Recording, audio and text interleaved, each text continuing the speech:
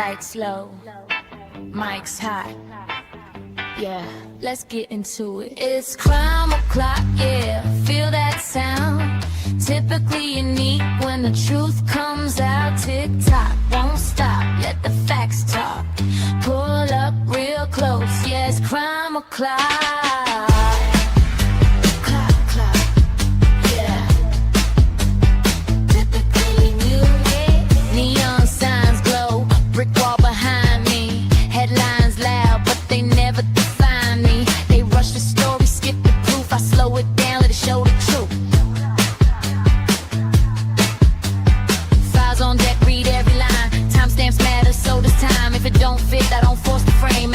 Question, whole story change. No fear my voice, no need to shout. Paper speaks when you read it out. If the math's off, I'll circle twice. Truth ain't loud, but it ain't nice. Yeah. Read it again. It's crime o'clock, yeah. Feel that sound. Typically unique when the truth comes out. Tick tock, won't stop. Let the facts talk. Pull up real close, yeah. It's crime o'clock.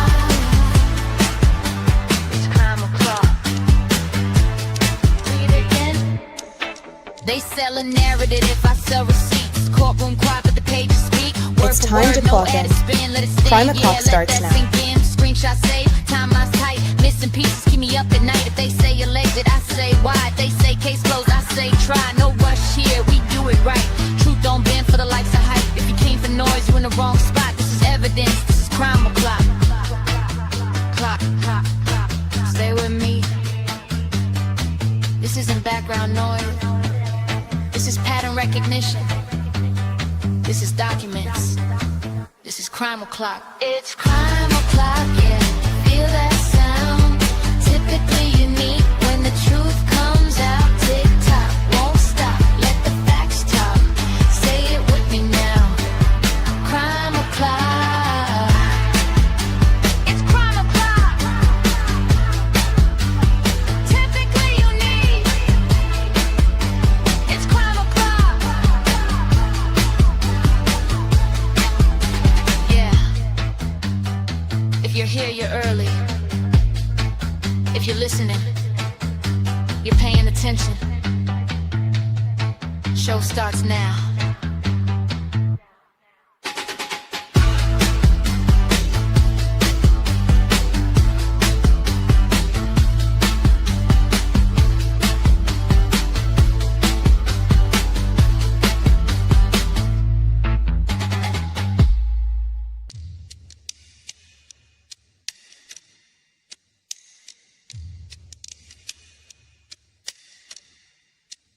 It's time to clock in. Crime o'clock starts now. Good morning, everybody. Welcome back to Crime O'Clock on Typically Unique. It's Monday. We're starting another week over here. Hopefully it's a short week for you if you have Monday off. Hey, Sleuther75 starting us off with a bang over here. Oh, thank you. Thank you so much. I got to look in the background. Crime o'clock with the clocks going on. Thank you. I had to look in the other side of YouTube to see what that was. All right. Yeah, we are getting into this interesting case today. And I hope you guys are familiar with it, but I'm going to give you a little background and tell you how we're going to cover it today. But thanks, Luther. I appreciate you. Thank you. Thank you. Thank you. Thank you. Thank you. Thank you. Thank you. Thank you for the support. Thank you. Thank you. Trying to sneak in a sip there. All right. So let me say some hellos here first. I wasn't on yesterday anywhere. I did post a video. I haven't read the documents in a while, and I'm like, oh, I got to start busting those out again because it's always interesting to go back. But I'm reading the Moscow Police Department documents right now in like batches of 10. So if you're ever looking for something, you can go. I try to label them so you know the contents of what's in there. So I got that for you. And once I get done with them, I'm going to put them in a playlist. So, hey, Meg. Hey, Sleuther, Witchy, William Tardy. Good morning to you. Ro, good morning. I see some people coming in. Good morning. Good morning. Skull. I loved you said your first official video covering the case. Awesome. Awesome job. And you were playing that one video or that video. You guys go check it out. And that guy, the interview that he was talking about faceless, like I didn't even know anything about that. He sounded like Dave to me. Remember Dave, the guy that said he heard all the Snapchats and stuff?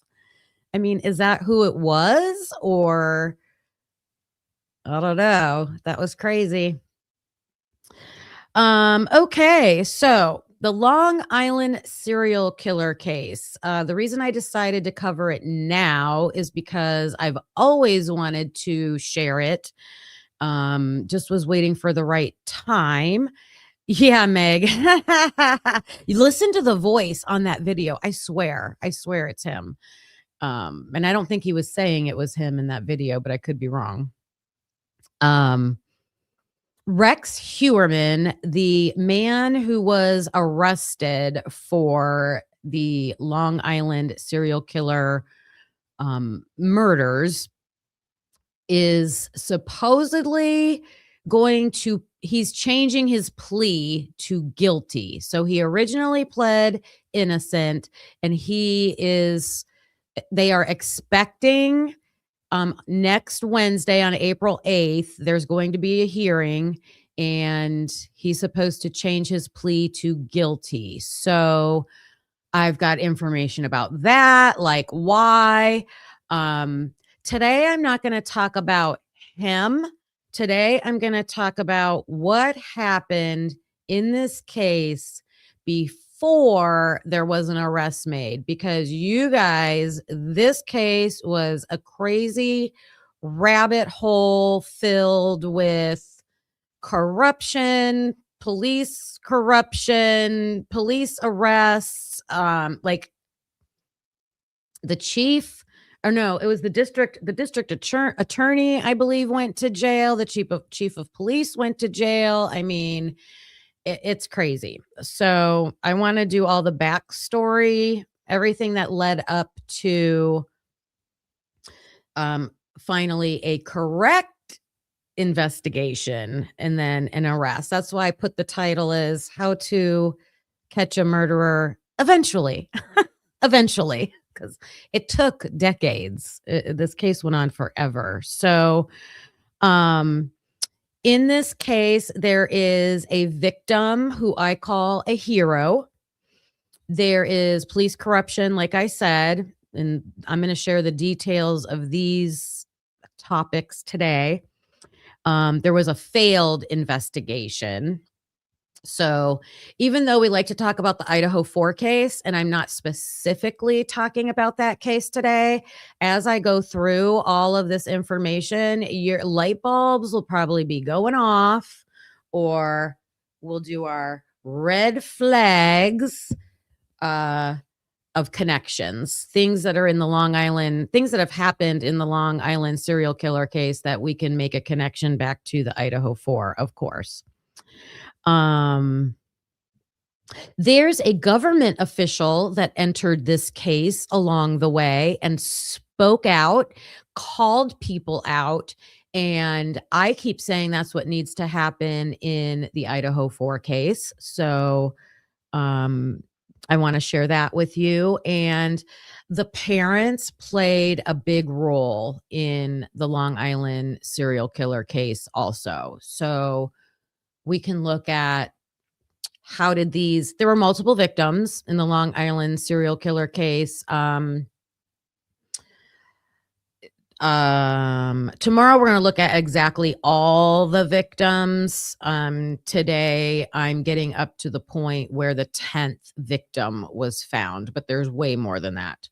Way more than that. So, all right. Let me see if there's some other connections. Oh, another connection to Idaho 4 that you can think about is when we get to the point about the medical examiner. Hi, Witchy, if I didn't say good morning to you.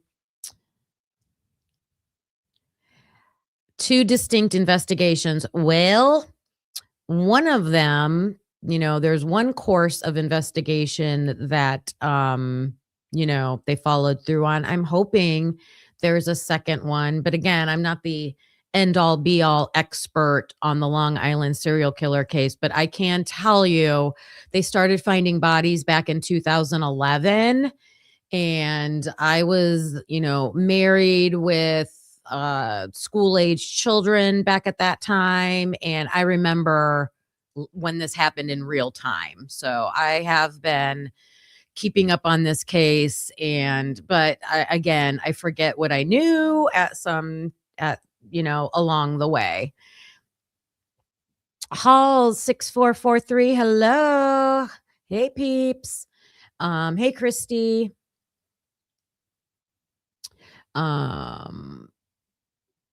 Yeah, it was crazy back in the day when they were like finding the bodies and everything. And there's also a really good podcast that I listened to. Oh my gosh. 6-7 years ago, probably by now. It's called Unraveled is the podcast name. And there's 2 hosts, Billy Jensen and Alexis Linkletter. And Alexis she was friends with Chris Loeb, a person who becomes important in this case. And I am going to talk about him and that little rabbit hole that also happened during this case. So yeah, the medical examiner, going back to that, I feel that there were issues at the beginning. We'll talk about that. There's also a theory that there's multiple perps in this case, multiple perpetrators. What do you guys think in the comments? They arrested Rex Heuermann. Do you think it's only him, or do you think there are multiple perps? All right. So got some images to share with you while I explain some things. So let's see if this will work. Go back. Okay. All right. On the screen, we have Shannan Gilbert, and I call her the hero in this case. Back in 2010, she was a sex worker, and she had a job to go out to Gilgo Beach, the Gilgo Beach area, and for a job and she went to a client's home. She did not go alone. She had a driver who took her and was also supposed to be her protection, and his name was Michael Pack. And I forgot to look up an image of him, so let me find an image of him real quick, because I also think he was suspect in this case, although he never was officially held in any way for that. So let's look at this real quick. Maybe I need to put Lisk with it. Where's a good photo? This looks like him. Let me see what you guys can see. All right, I'm trying to click on one of them. There. So Michael Pack was the driver. Where'd that photo go? Oh, geez.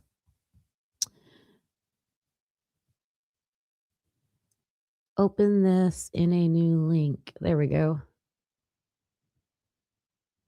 There he is. Share this. Okay. So this was the driver that was taking Shannan to this client's home. They left from Manhattan area, I believe, to go out there. He kept telling her, I think that they were, well, I'll get into that. It'll come up in a minute. So she goes to this client's home and something definitely goes wrong. And so we're going to listen to a 911 call that she makes while she's at this client's home. And let me show you an image of where she was. So this is the house that she was at. This is the home of Joseph Brewer. I will have more of his backstory tomorrow because this is the person that is last seen with her. So Michael Pack, the guy that I just showed you a picture of, her driver, and the guy that owns this house, Joseph Brewer. I mean, look at this area. The house looks like it would probably be a maze inside. This is the back of it.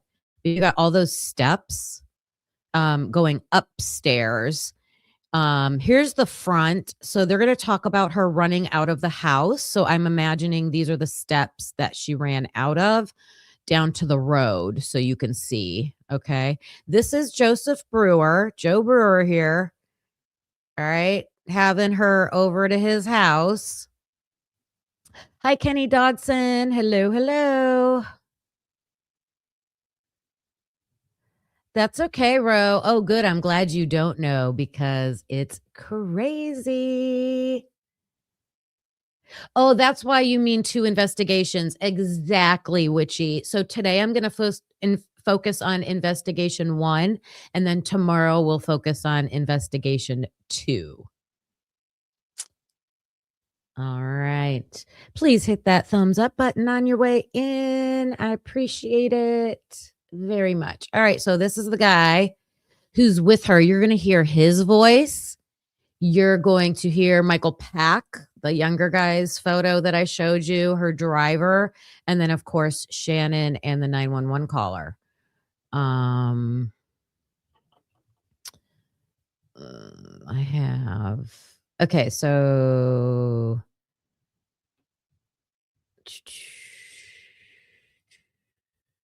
this is the area where like they're out. It's not really a good close-up, so don't worry about that. These are other people we're going to be talking about.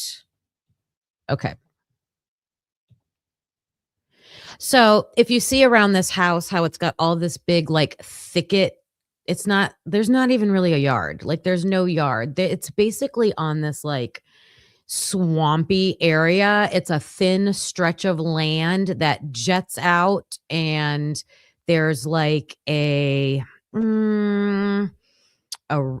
a marshy area alongside of like an inlet that comes in from like the ocean area, I believe. Hey, Buffalo Chick. Hello, hello. All right. So Shannan Gilbert's at this house on, let me get the date right, May 1st, 2010. Okay. May 1st, 2010. And then this happens. So right here. Okay. Share this. All right. You might want to turn your volume up and put headphones on, but it's not that awful. And I think there's text on the screen too.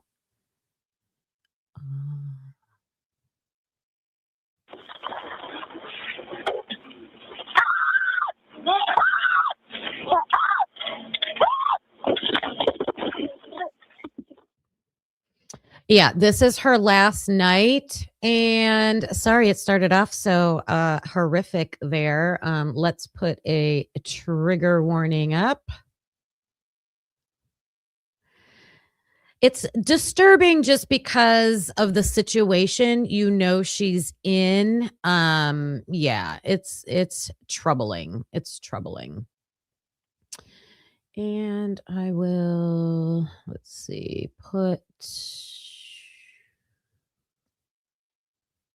where's this? I have a warning banner. Where is it?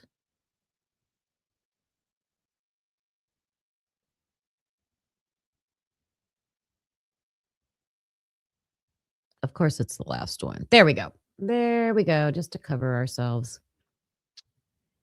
Okay. On May 1st, 2010, Shannan went to meet a client that she met through Craigslist out in Oak Beach. Okay, here's a good map. So, Oak Beach here's Oak Island over here, Gilgo State Park. Oak Beach is right here, this stretch. So you have to come off the mainland, and look at that. It's super narrow stretch, and it's like a gated community in there too. Pack was her driver and security, and they had worked together before, with Pack getting half of the money Shannan would bring in. So they arrive at the client's house, Joe Brewer. Shannan enters, and Pack drives around the neighborhood waiting for her. Inside the house, sex and money are exchanged, and then at some point during the meeting, Brewer calls Pack to come get Shannan because he says she's acting irrationally. This is when Shannan makes her infamous call to 911. 09, how can I assist you? Hello? Hello? Hello, you dialed into the 911 system. How can I assist you? Hello? Yeah. Do you need the police? Yeah. Where? That's good. Where? Who's there with you?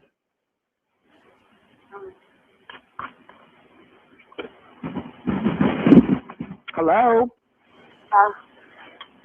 What's going on? Well, there's somebody after me. What? Somebody after me. Somebody is harassing you? After me. Who? Can you trace her in? Let me talk to him. Can you trace her in? Let me talk to him. I'm by the Jones Beach. You're at Jones Beach? By the Jones Beach. All right, let me connect you to state police. Stand. She didn't know where she was. I mean, I call her the hero because she gets on, she's in trouble. She's on 911, and she's like the only one of these victims that ever was able to call or reach out for help. Of course, they're claiming she's not connected to all the other Rex Heuermann, Long Island serial killer victims, but she doesn't know where she's at. On the line. So now they just switched operators. Why?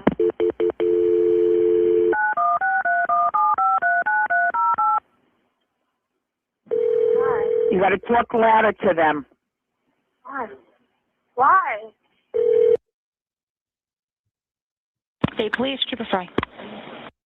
So she's communicating with the guy that lives there, Joe Brewer, and her driver is now in the house. And I remember hearing somebody talk about this, and they were saying she was hiding behind a couch or something. And when you listen to her talk, I keep envisioning her because at one point she'll ask them to close the door. So I just feel like she's in some little room or something. That's just what I envision. You can let me know what you envision. But she's right now, you just heard her say, why? They're wanting her to do something, and she's being why? And she doesn't want to do it. State Police. Yeah, there's somebody after me. I'm sorry? There's somebody after me. Where are you? There's somebody after me. Okay, where are you? There's somebody after me. Where are you, ma'am? I don't know. You're driving right now? No, I'm inside the house. I'm sorry? I'm inside the house. What house? I don't know. Can you trace where I am? I'm sorry? Can you trace where I am? No, I can't. What's your callback number you're calling from? Huh? What phone number are you calling from? Somebody's asking me. Please. Are you in Suffolk County or Nassau County? I'm in Long Island. Where on Long Island are you? No. No. See, they're trying to get her to do something. She's like, why? And then he's like, the guy wants to talk to you. So probably talking about Michael Pack. And, if Michael Pack is her driver that went there for her protection, why is she not going with him? She's avoiding both these guys. So just keep that in mind as you listen to this. And I feel so bad for her that she's like, can you trace where I am? And, we always, I felt like growing up, we always felt that 911 could do that all the time. But apparently back then, that's 2011, they could not. No. No, stop. No. Where in Long Island are you? In Suffolk County? Nassau County? Huh? Hi, Mark. Was that Mark Schumann? Hello. Yeah. Oh, am I? Okay, now I'm unmuted. Hi, Mark Schumann. Yes. Things can change at any moment. We know that, but there is a hearing scheduled for April 8th, which I believe is not this Wednesday, but next Wednesday. And they are expecting Rex Heuermann to change his plea deal. And I'm sorry. I keep saying that. To change his plea. He is not accepting any kind of a plea deal. This is him changing his innocent plea to a guilty plea. So he's going to accept full responsibility. So, just like in the Idaho 4 case, they can expect him the judge can put conditions on it, like for him to allocute certain information. And just a side note about that, I don't know if I have the video clip to play today. But supposedly the happy face killer, the happy face killer was a serial killer who would write in letters to the newspaper, and he would put a happy face on the letters. So that's how he got that moniker. There's a news station that got a handful of letters that the happy face killer wrote to Rex Heuermann. So they were corresponding. I don't know if it was two ways, but Rex Heuermann got these letters from the happy face killer, and the happy face killer sent a copy, or someone sent a copy. The news anchor, I believe, said it was him, to the news anchor. And she said in those letters, this happy face killer was urging Rex Heuermann to basically grow a pair and man up, accept responsibility, tell everything, and just, do that, plead guilty. So I don't know if is that what caused him to do this? I don't know. But that's another one of a million side stories to this case. It's crazy. Yeah. So of course, they're speculating that Rex Heuermann is going to plead guilty. He could change his mind. The judge could not accept it. I mean, in my opinion, I feel like the court system wants to save money. So if they can accept it, I think they will. All right, so we are listening to the beginning of Shannan Gilbert's 911 call while she is inside Joseph Brewer's home on May 1st, 2010. She was there for a job as a sex worker. She has a driver with her. He's in the house, and she is afraid of both of them. So she was able to call 911.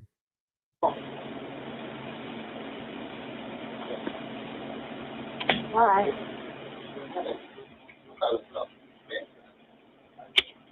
Why you call me by my name? Why? County, you on the line? Stop. Please. Stop it, please. Okay. I'm sorry. I'm not going to stop it all the time, but there's information in here that, and I've listened to this many times over the years. She's asking her driver, why are you using my name? So she must have had a online. She did this through Craigslist, I believe. So she must have had a fake name, and he must have been using her real name, and she didn't like that. Please stop. Please, can you shut the door? No, time to go. Please. Please. Please. Please. Go that way, please. Go, come on. Come on, let's go. Come on, roll that side. Come on, go outside. Come on, all of us. Come on, roll that side. Come on. No, please. Come on. Please, come on. So these two men, when they tell their story after this, they're going to make it seem like, oh, she was just drugged out of her mind. She's got mental health problems. And we were just trying to get her. Joseph Brewer claims, I was just trying to get her to leave out of my house. And Michael Pack is like, I'm just trying to get her to leave. So they're like, come on, we're all going to go out of the house. And she doesn't want to. She does not want to. But she wants to leave. She wants to get out of there, but she don't want to go outside with them. Please. Why? Why? County, are you on the line? Hurry up, I want to show you something. Why? I want to show you this. Please come on. Please. Why? Why are you guys doing this to me? Doing this. What county are you in, ma'am? Doing this. Why are you calling me by my name?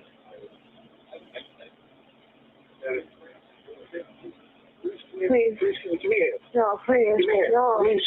No, stop it, please. Stop it, please. Please No, stop it. no, no. Please stop it. No, please. Stop it. Please stop it. No. Let me fix that. Let me fix that. Please. Please stop it. No, please stop it, please. Please stop it, please. No, what are you going to do to me? What are you going to do to me? Stop it. Please, get him out of here. What do you want?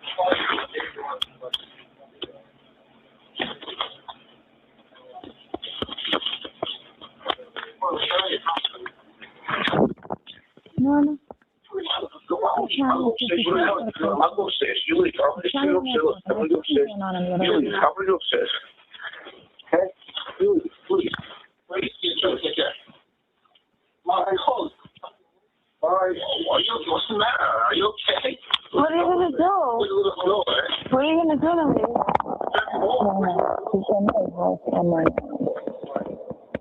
Why? Huh? Well, I don't know.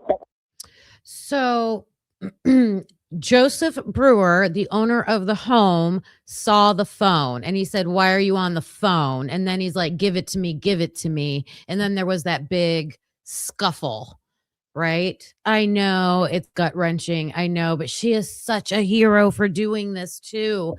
And it's so insightful to listen to what happened to her because nothing happens to these men.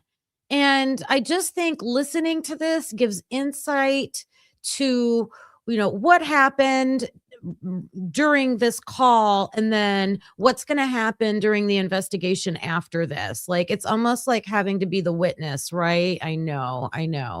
So Joseph Brewer tried to get the phone and there was a scuffle. So she hangs on to that phone. He does not get it.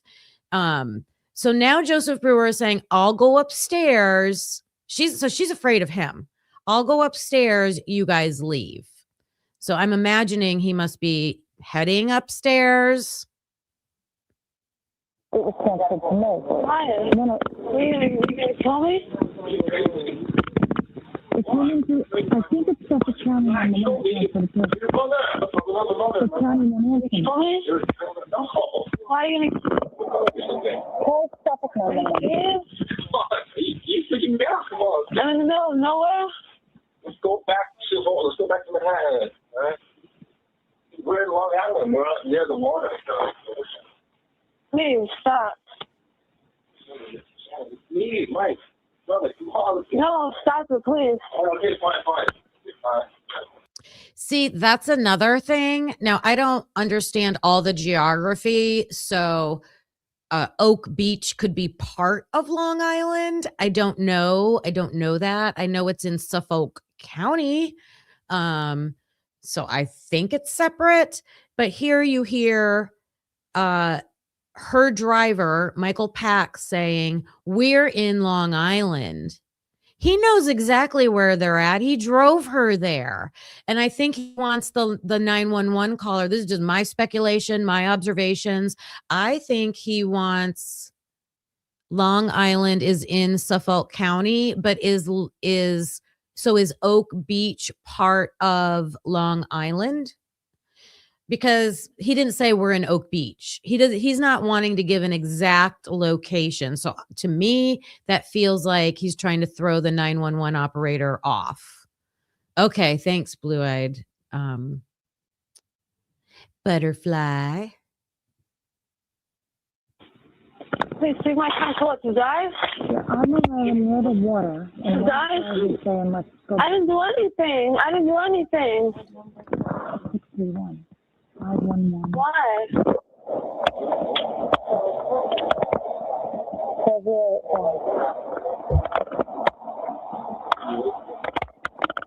Mike, you feel that? Some kind of night thing. Mike, why? Why? Why? Why, Mike? For fun? For me? I'm never gonna do it again. Why? I never do. I never did.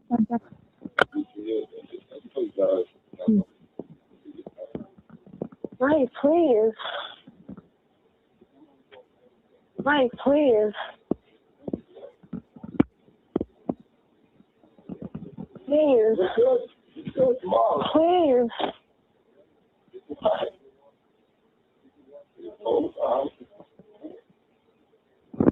There's something I don't know what phone she's calling from, but You're gonna kill me. Can you trace where she's coming from?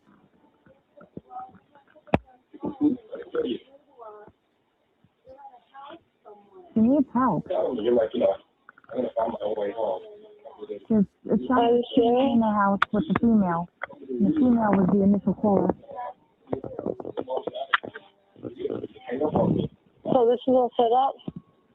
You set everything up? I waited for you. You told me you're going to find your way home, so I was like, what? You know, nothing that I So this is all set up? You never seen this before. Okay, I have to rewind just this tiny little part here because she's talking to her driver. Let me see. I don't even have to play it. I just got to read the. Okay. So he's saying, because she's accusing him. She's accusing her driver of like trying to do something. Like she doesn't know what, but she's getting suspicious of him. This is my interpretation of all of this. And he's defending himself, saying, come on, I waited for you. Like, I didn't leave you here. I waited for you. Okay. And then he says, you told me you were going to find your way home. To me, I mean, yeah, could this be the truth? Sure, it could be the truth. I tend to think there's something more nefarious going on here. And I think he's just covering himself because he knows she's on the phone, probably with 911. So she's all set up? See, she's like, so this is all set up, like a big setup.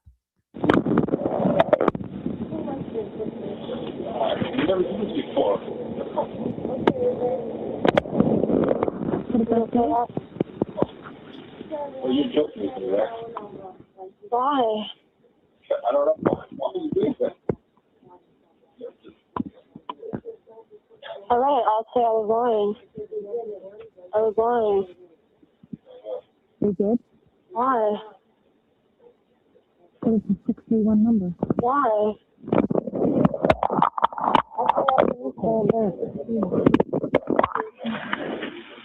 You can try talking to her, but she's not. If she's got the phone down. Please. Hello?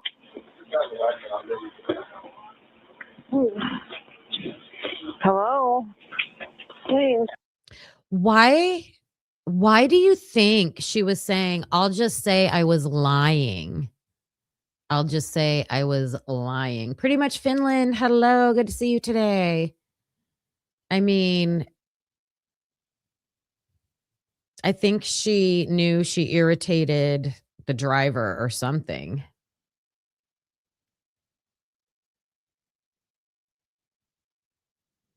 Thanks. Yeah. Thank you, Blue-Eyed Butterfly, for telling me that it was its own separate town. So that's even more telling to me that the driver is saying we're in Long Island and not exactly we're in Oak Beach, right? Yep. Happy Monday. So this is a really good picture of, you can see the house is below this yellow box and it says 8 the Fairway Drive. That's the address. So you can see it along the road, and there's maybe 5 houses there. 5 on one side, 2 on the other, something like that. And then a close-up of the home.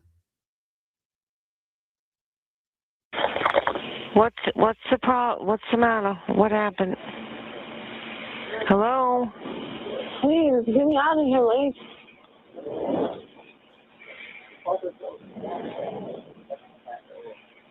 Hello? You're being sarcastic about this.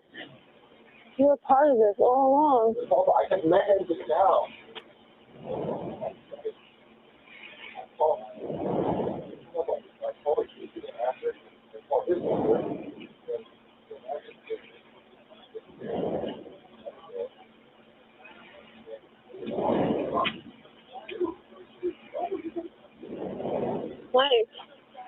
Mike, please. I'm begging you.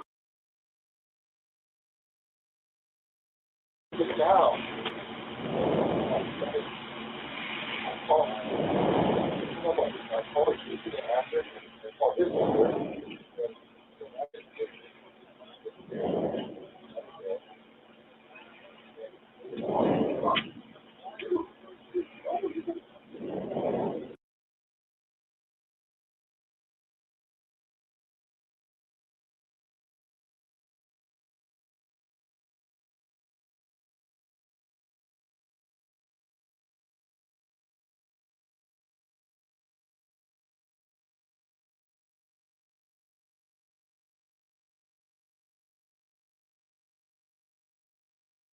Mike, please.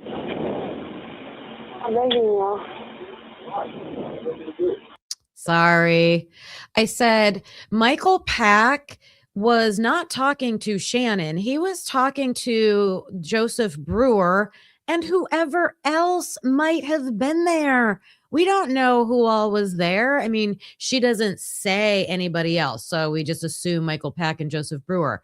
But Michael Pack is saying, I told you, and then I told him, or I called you and I called him. Who's this other him? These two are just so suspicious to me. Crazy. Thanks for telling me I was muted. I appreciate that. I just want to go home.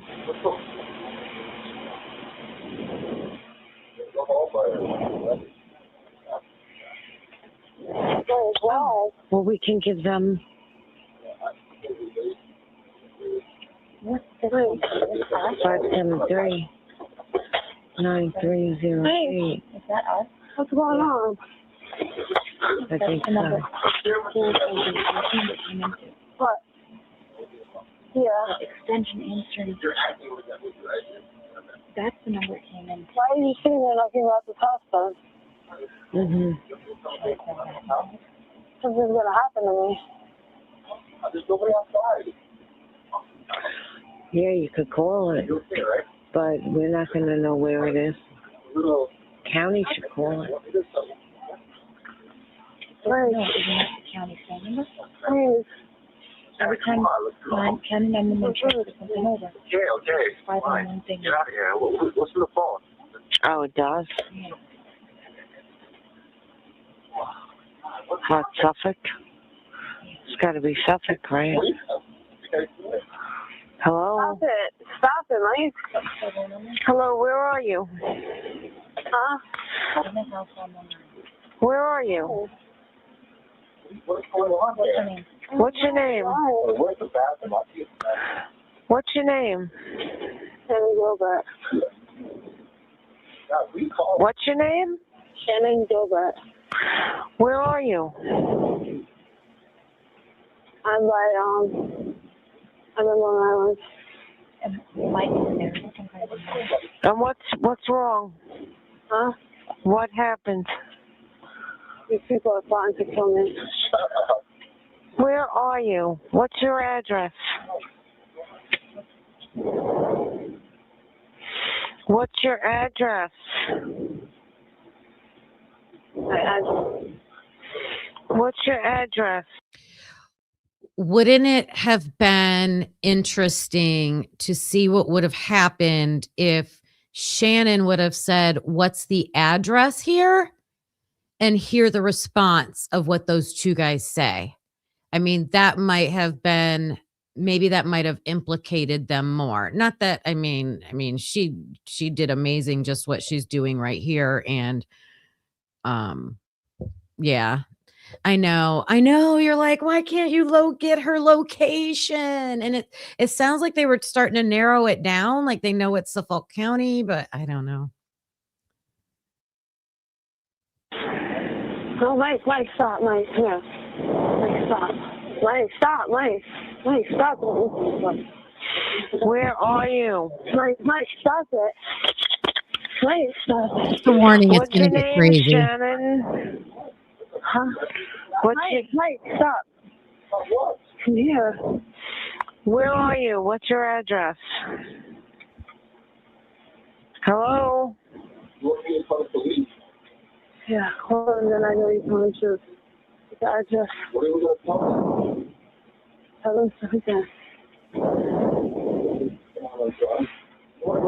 Mike, stop it. You guys are planning something. Mike. Where are you? Mike. Are you in the house? Yeah. Mike, stop it.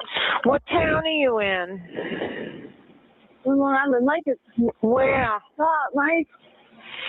Where in Long Island? Stop it, Mike. Mike, stop it.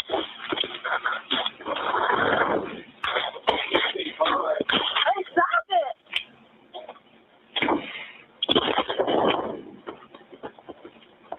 Where in Long Island are you?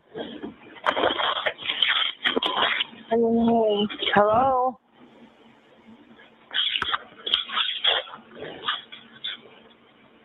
He didn't kill me.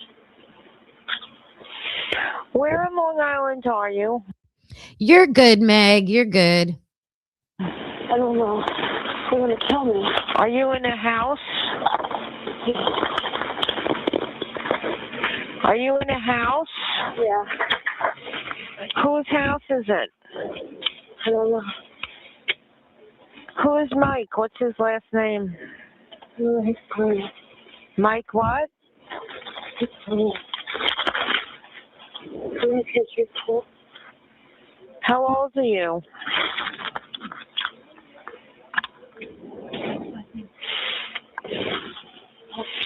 What's his last name? What's his last name?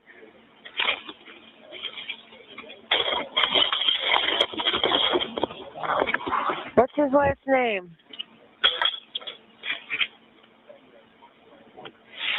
Shannan.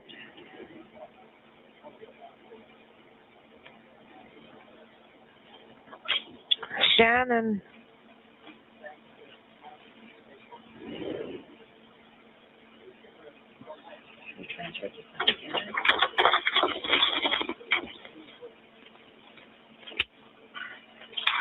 Shannan.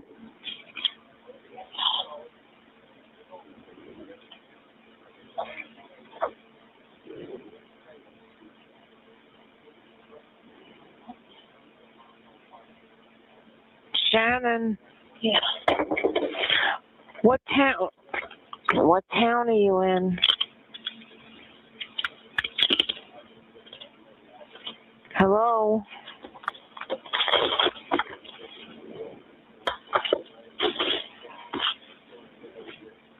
What's Mike's last name?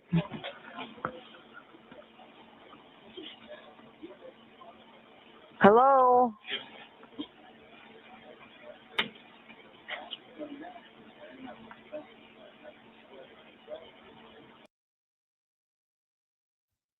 Good point there, blue-eyed butterfly. And hi, Dago. The operator just keeps asking the same questions over and over and over again. I was thinking that at the exact same time you wrote that. What else would you have asked? Like, I would have been like, what color house are you in? What kind of car did you go there in? What's Mike look like? Or what do these guys look like? Ask for their descriptions. What room are you in right now? What are you seeing?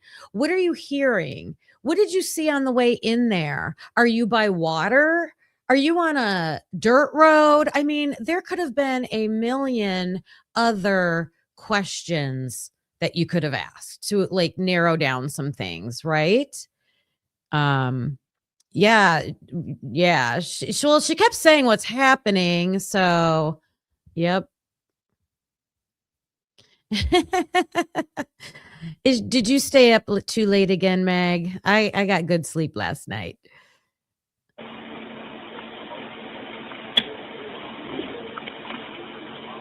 He's going to kill me. One of the guys said, let's go back to the town.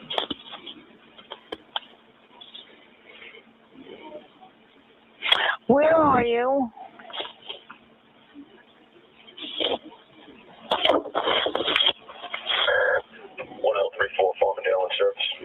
Where are you, Shannan?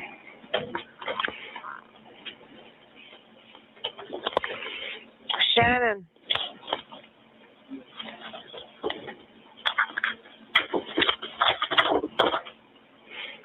Shannan. 1034. 963. Gray. Shannan.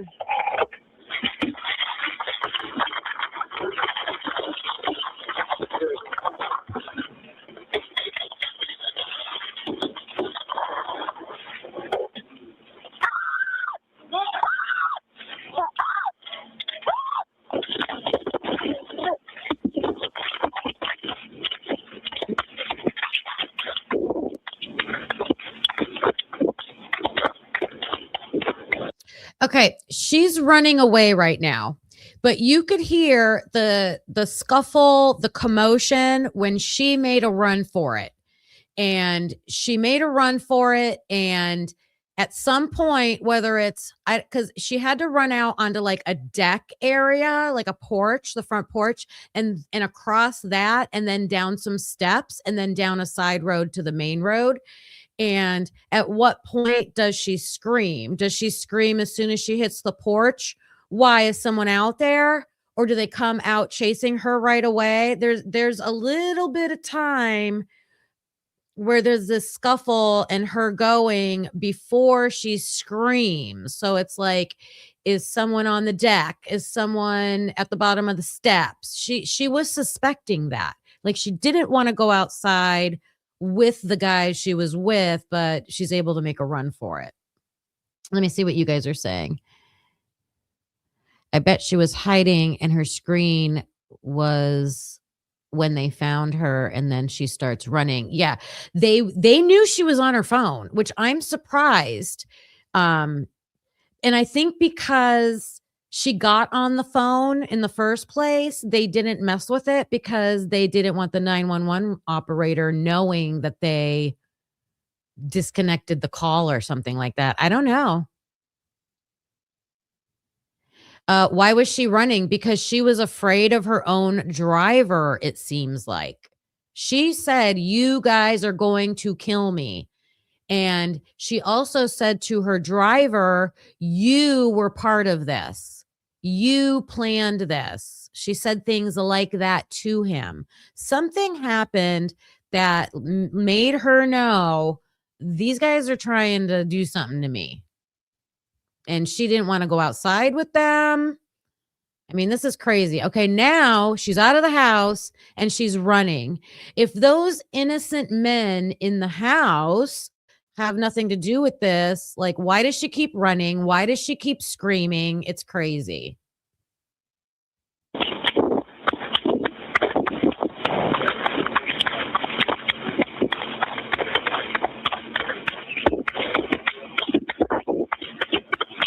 I thought about that too.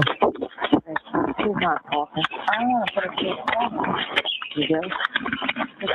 I told this number that she's calling. I think that's her number.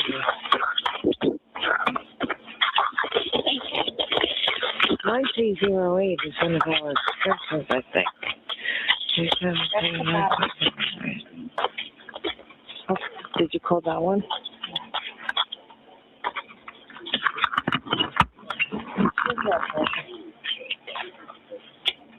So these 911 operators are talking about calling different numbers. One of them they think is Shannan's, and one of the operators says, "Well, I called that one," but she doesn't say what happened. But then they're talking about another number. And I'm like, is it the number to the house? Was there a landline? Remember, this was back in 2011. There could have still been a landline there. This is Gilgo Beach. Yeah. Hi, Italian girl. Hello. Hi, CAO Kane. Hey, SRB. So, I mean, I think everybody was on something. I think the driver was on something. I think the homeowner was on something. I mean, this is like way into the night. I don't know exactly what time this call came in, but they had been partying and she had been there for a while. And but when she is found later, when her body is recovered 19 months later, the autopsy report is going to show that nothing shows up in her toxicology. So I don't know if that's accurate or not. I don't know.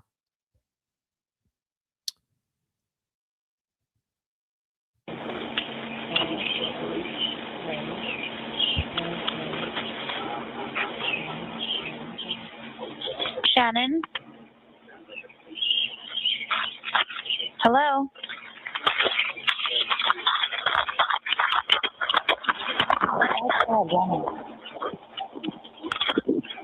Yeah, for sure. Hey.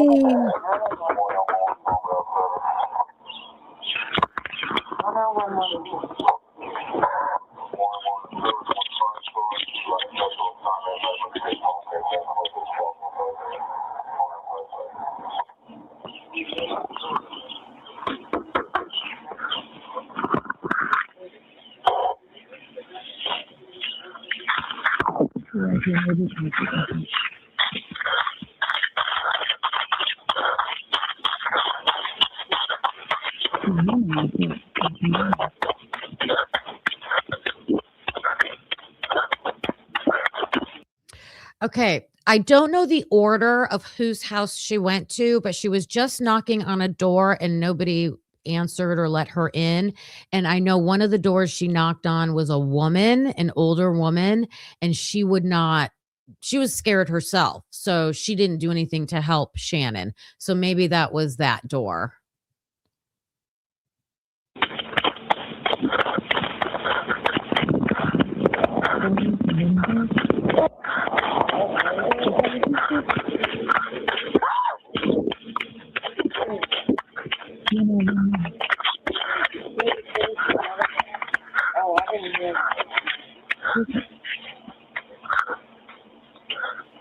Who's the shield on the car?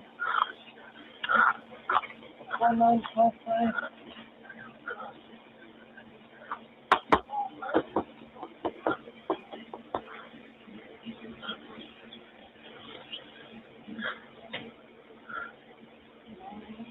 Shannan?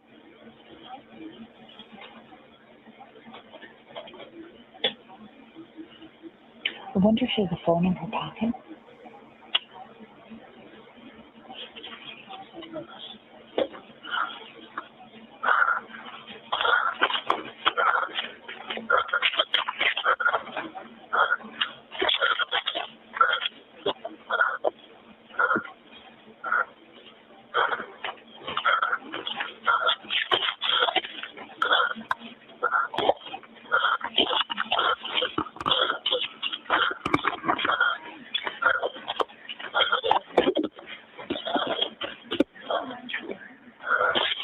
Shannan.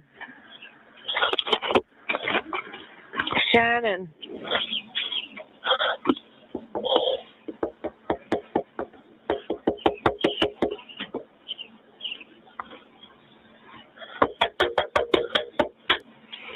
Shannan.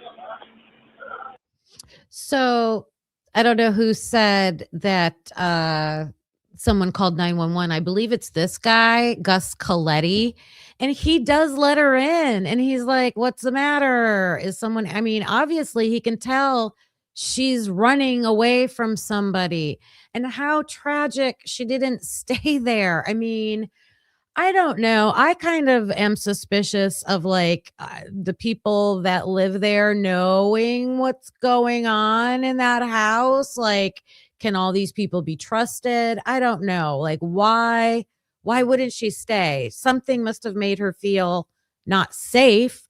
But he also, I believe, calls 911. And if he's in a house, he can give an address on the same road where she's at. So now 911 has the information. Now they have the information where she's at. How long do you think it takes for them to get there? Hey, Lisa, Asa, Lisa.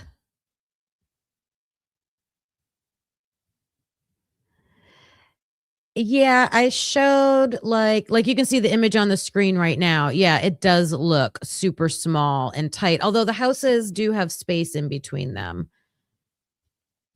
An hour to get there. I don't know the exact time. But it wasn't right away. I'll tell you that. Then we're going to get into the scandal. It is like she gave up on 911. Yeah. And she's doing everything to save herself.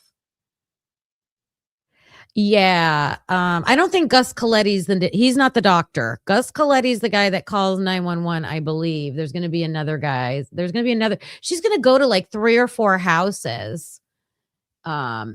And Blue-Eyed Butterfly, you live 15 minutes from there. Have you ever gone there? Do you ever go there?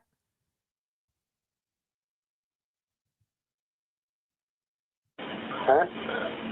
Hello? Hello?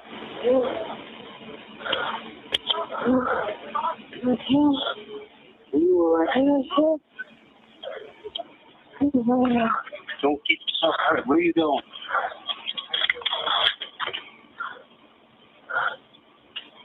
Wait a minute. Where are you going? Where are you going? Something like Dopert, Dopert.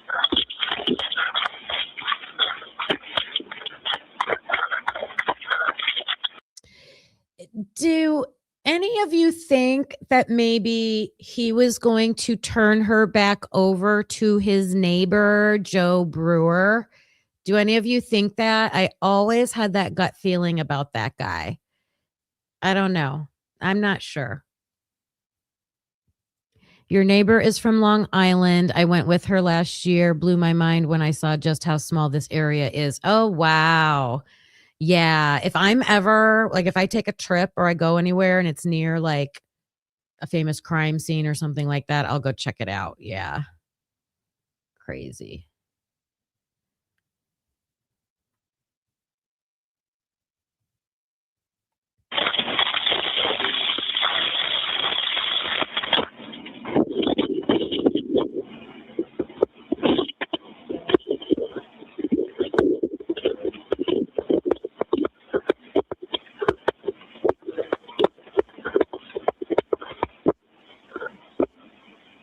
Hello? She didn't spell it, but that's what it sounded like. Unaware she's already on a call, I'm guessing her phone is in her pocket. Gus tries to assist by calling 911, but he's interrupted by Shannan once again running away. Okay, so Gus Coletti did call 911. That operator thought her last name was Dopert. Oh my God. She asked her what her name was and she said Shannan Gilbert. But maybe it's just because we know what her last name is. I don't know, but just another tragic thing that she couldn't get her last name. Jeez. Skull. Okay, Suffolk Police 873, what's the location of your emergency? Yes, I live at Oak Beach in the association. There's a young girl about 14 years old running around here screaming, and there's some guy trying to follow her. What's the address there? I'm at 17 the Fairway. All right, do you have a description of the girl or the boy? Pardon me? Do you have a description of the girl or the boy? The girl is about 14 years old, got blonde hair, very small. The boy, I can't tell. He was into like a Suburban. What color? Black. Did you happen to get a plate number or any? No, I didn't. Okay, telephone number you're calling from? 4. Are they still on the fairway? They just went past the gatehouse where the entrance is. And what's the name of the complex? It's Oak Beach Association. Okay. Out at by Robert Moses. All right, we got somebody over there. I'll be watching. Oh, okay. Now, Shannan was very petite, which is why he thought she was so young, but I mean, 14, come on. And the SUV was Pac's car, so he was the one chasing her, obviously.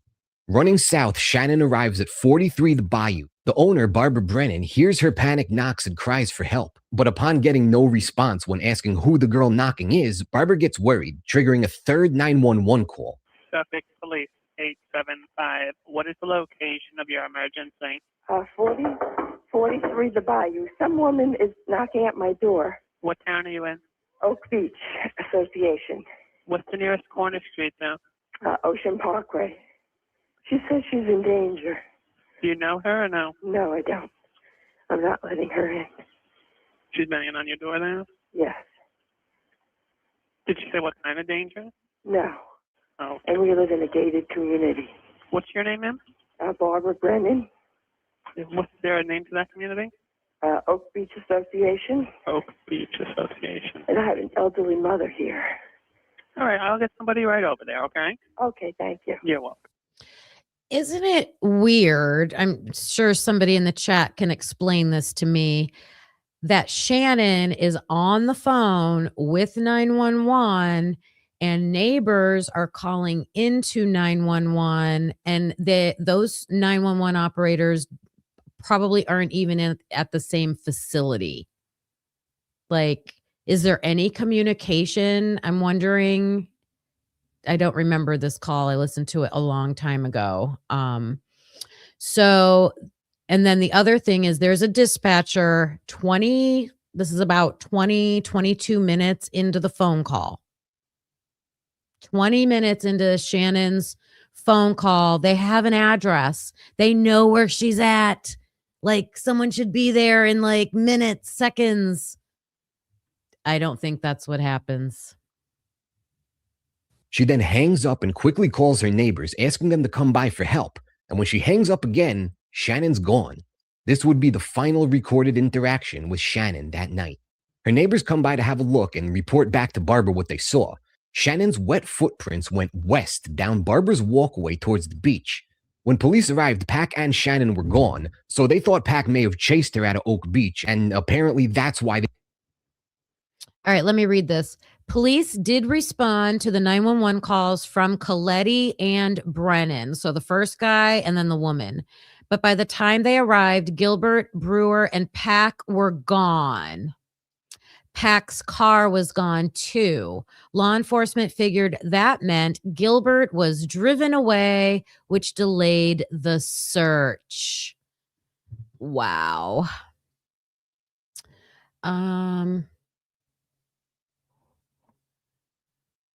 Trying to see what else this says. This is a news station, New York. Oh, that's the pathologist's report. Okay. Tragic. I don't know the exact time that the police got there. They didn't initially search the area. It wouldn't be for about a year until Shannon's body was found in the marsh east of the gated community. Officially, it's thought that Shannan made her way into the marsh in a drug-induced panic and traveled along this trench made for mosquito control, with the brush so high she couldn't find her way out and tragically drowned. And according to Suffolk County, that's what happened on Shannan Gilbert's last night.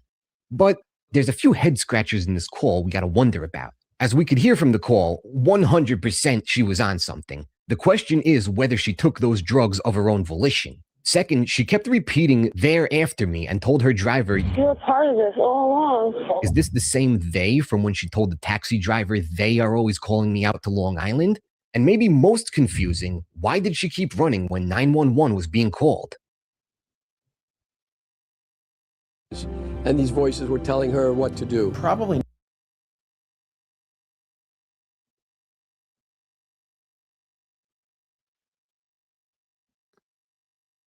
Okay.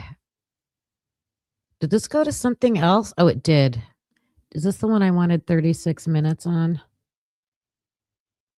Maybe. This is, well, we're going to watch this part tomorrow. All right. Let me shrink this down.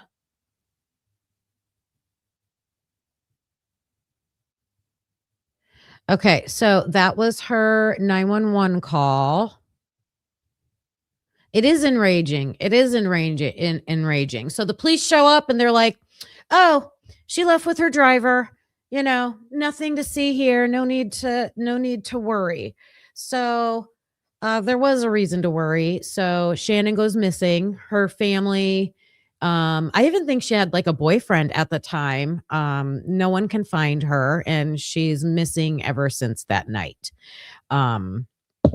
So we move on to, I love how Witchy called it, the first investigation of what happened to Shannan Gilbert. Lisa says she was, or Lisa, sorry, found 30 yards outside that creepy doctor's house. Oh, that was not on this call. Let me see. Did I miss something? Why didn't we hear the doctor? I thought the doctor was, remember, I know this case, but I get foggy about like every single person and time and things like that. Peter Hackett. I thought the doctor was Peter Hackett, right? So Peter Hackett also lived in one of the houses out there on Oak Beach, and she went to his house. And I thought that was one of the houses she spent the most time, because when he spoke to law enforcement, he was like, I was trying to help her and I work with troubled youth. Like, he had this big long story, which my opinion of this whole area is that there's a whole bunch of these are men with highly paid professional careers, doctors, businessmen. I think they all knew what was going on in that brewer's house. I think there were crazy parties over there, and neighbors either ignored it, were part of it, or something like that. That's my speculation. What do you guys think? I know, that's why I call Shannan the hero. So she's missing, and I don't think they go searching for her right away. Like, her mother has to like throw a fit to like get them to do anything. Let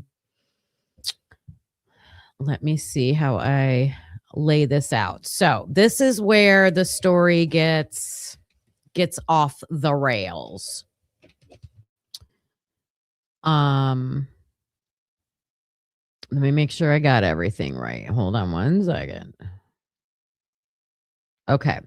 So we have to talk about the Suffolk County Police Department. They're the ones that this is in their jurisdiction, and they have to search for Shannan. And there is not much of an investigation that is done.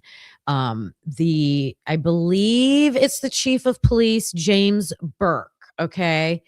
He, grows up in this area, the Long Island area, whatever, and supposedly was a straight A student, became a New York City police officer, I believe, and did well at first.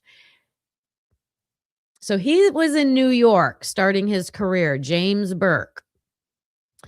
There's a man named Tom Spoda, and I don't know if he was the district attorney or the the DA or the captain of the police department. There's a few names in here.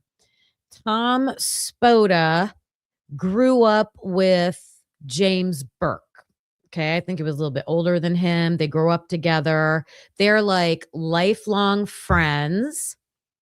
And at some point, something happened with Tom Spoda. Like, I think he threw a rock at somebody or something when they were kids. Like, they were young, like not kids, maybe teenagers, high school. I don't know. And I don't know if the person died. Like, it was bad. I have to go back and recall all the details about this, but something happened and James Burke like covered for him, like totally covered for him, like accident or wasn't them, or I don't know, however it went. So that kind of like bonded them through that, like, I'm going to keep your secret for you type thing. Okay.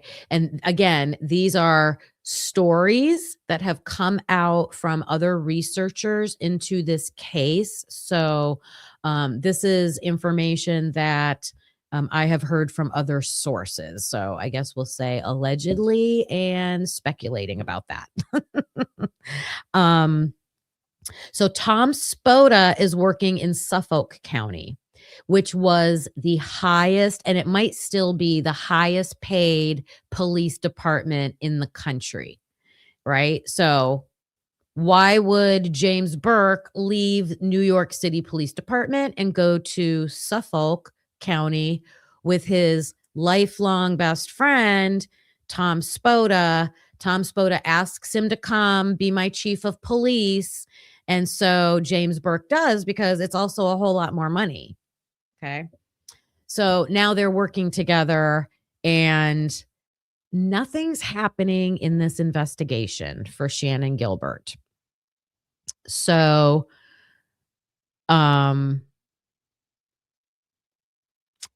James Burke.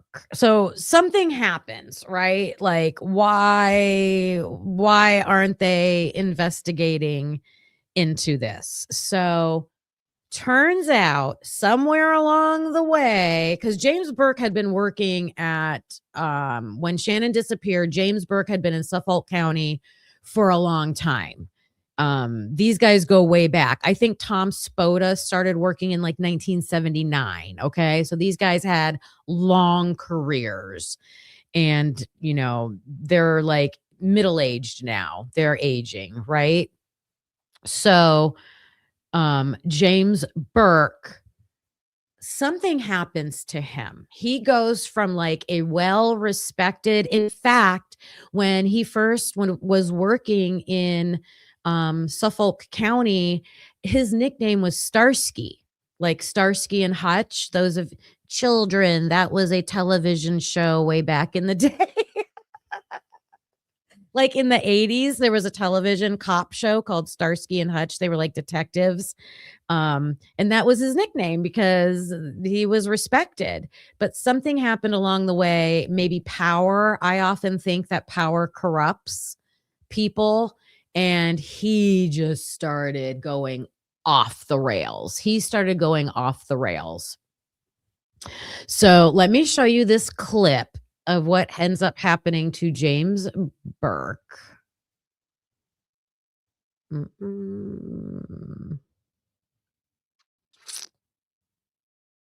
This one. Okay.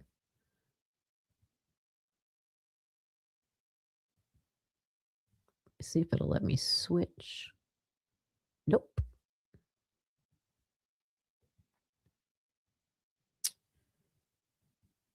Oh, I gotta do that. Sorry, I gotta stop sharing and share a new screen. It wouldn't let me switch.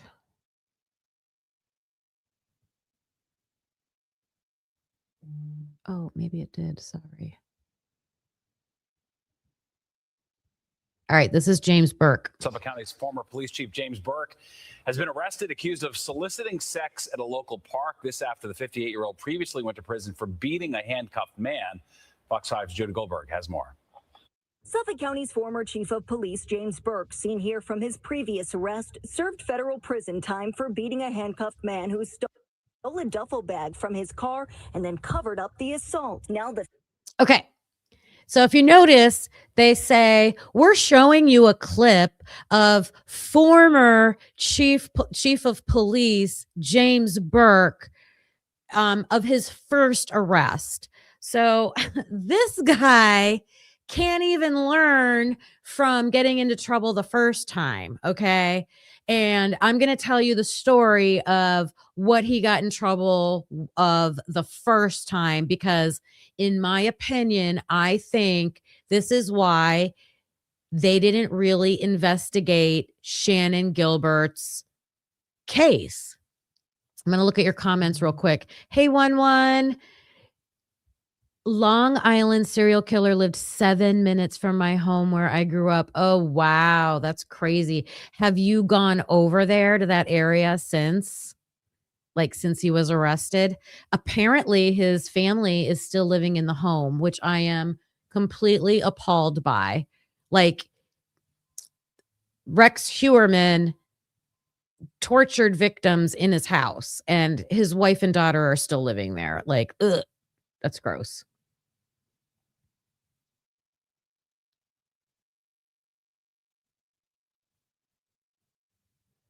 Dirty drugs got him.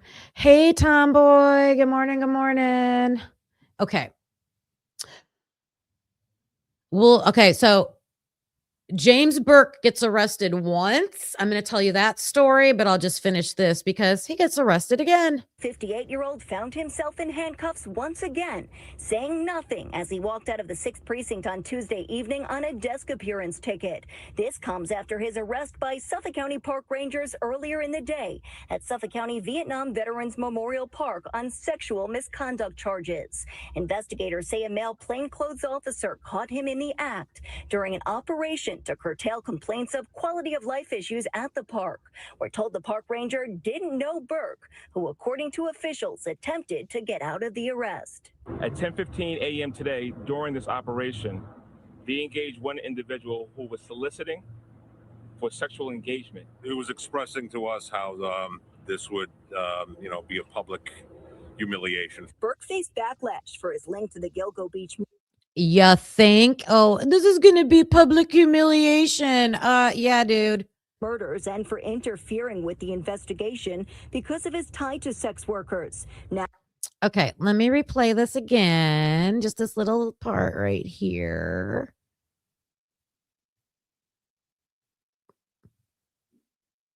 and for interfering with the Nope.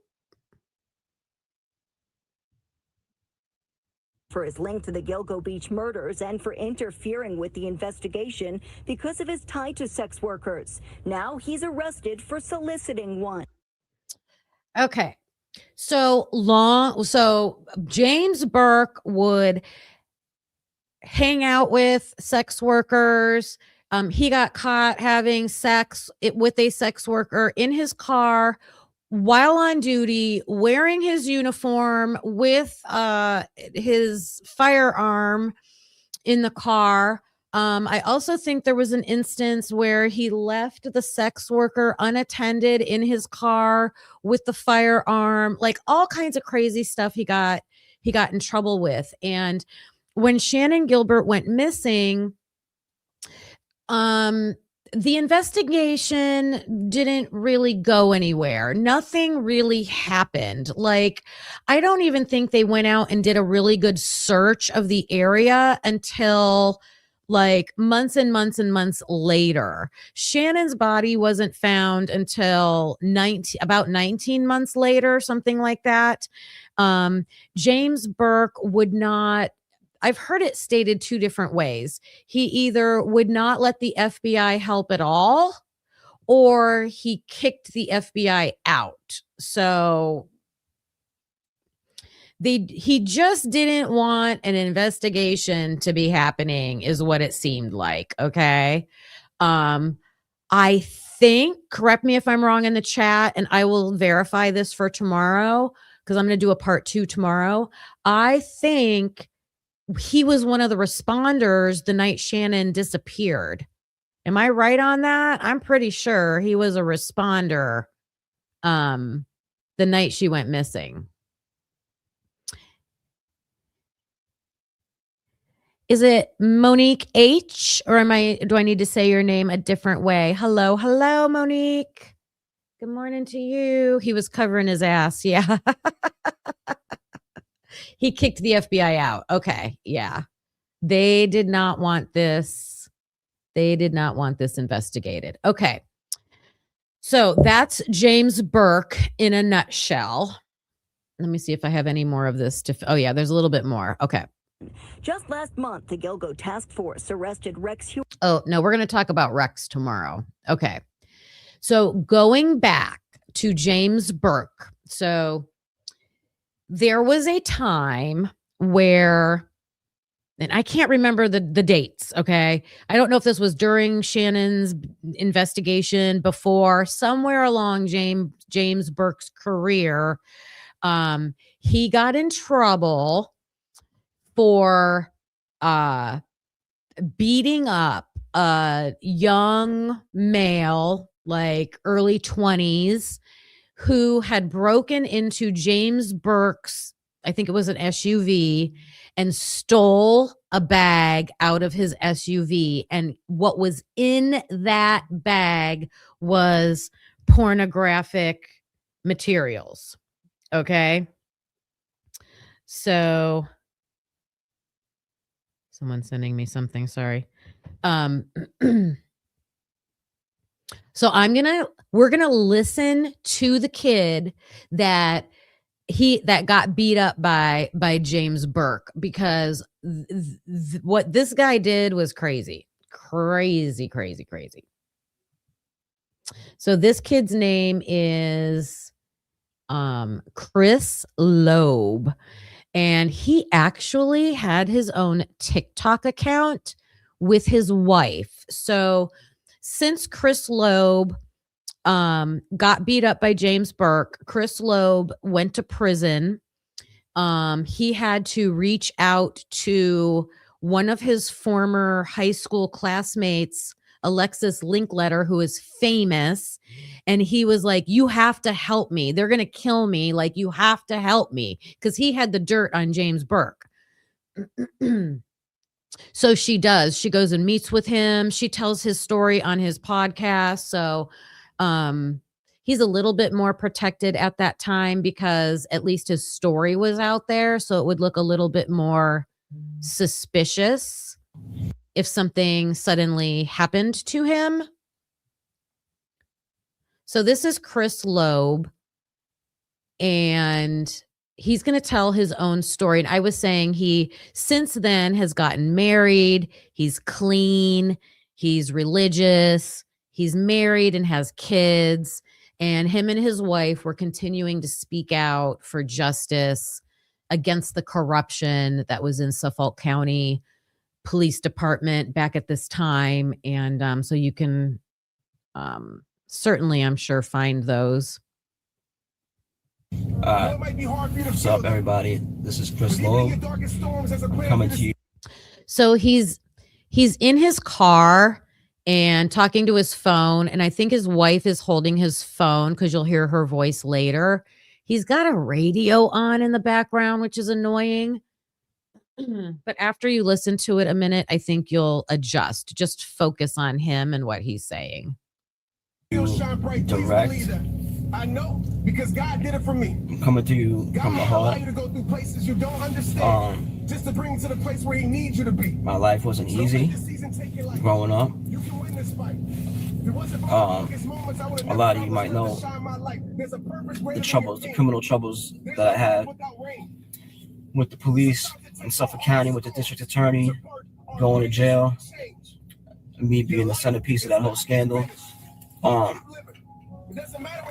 And a lot of you wonder, what was my tie to them, to the cops, to those cops? What was it? Coincidence? Was it random? And a lot of it was coincidence, because I don't believe in coincidences. I believe everything happens for a reason, and I believe that God purposely used me. I know God purposely used me to expose what was going on inside the police department and all the evil things that they were getting away with for all the years.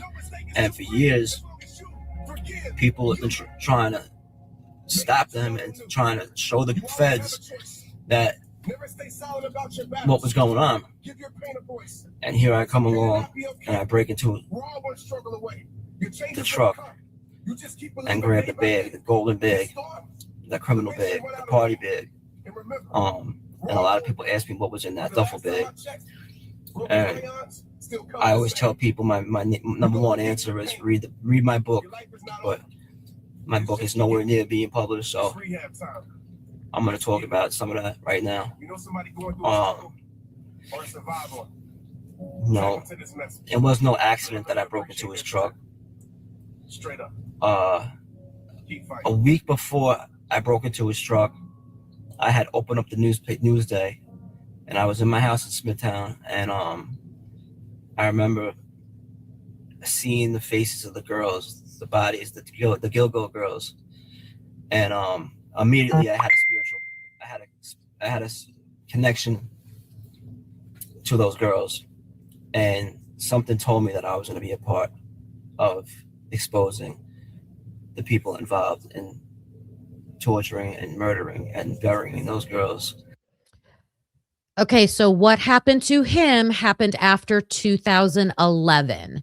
So this is Chris Loeb. He was involved in drug dealing, drug selling, things like that. He says he had a co-defendant. So him and someone else.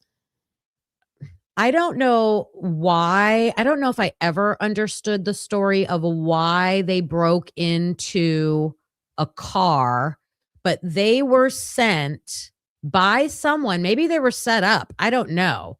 They were sent to the neighborhood where James Burke lives to look for a certain vehicle, I believe. It was either the vehicle or the home, and get and steal from it. Like, it was either like, find this bag, get this bag. They were sent there to do this. Okay.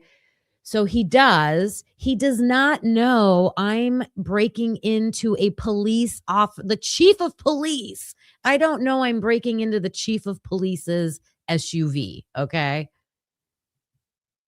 Hey there, blue-eyed butterfly. Thank you for that super sticker. It's the popcorn. Yeah, we're listening to this crazy story. Popcorn time. Thank you so much. Clock it. So I gotta say thank you. Clock it. I think that's number 2 out of our goal today. My goal was 5. I thank you for that. Thank you. Not real smart, right? He didn't know, though. He didn't know. So he breaks into his SUV, steals this duffel bag, takes it back to his house, okay, not knowing that it's Chief Burke's car. And then he's going to tell us the rest. That had no voice, that families were unable to mourn, were unable to mourn for the losses of their daughters. And even though that they were prostitutes, it doesn't that their lives in the face of God, but those are God's children, and I'm gonna fight until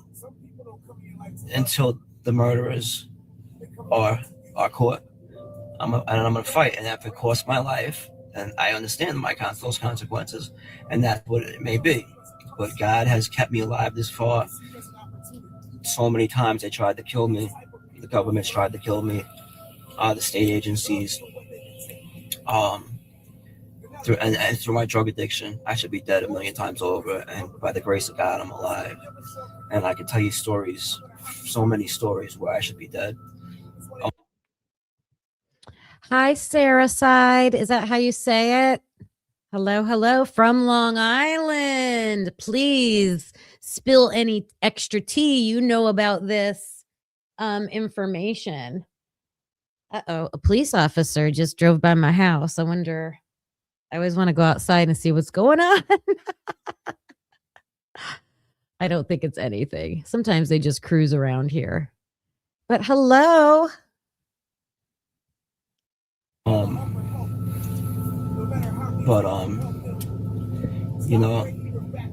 There was,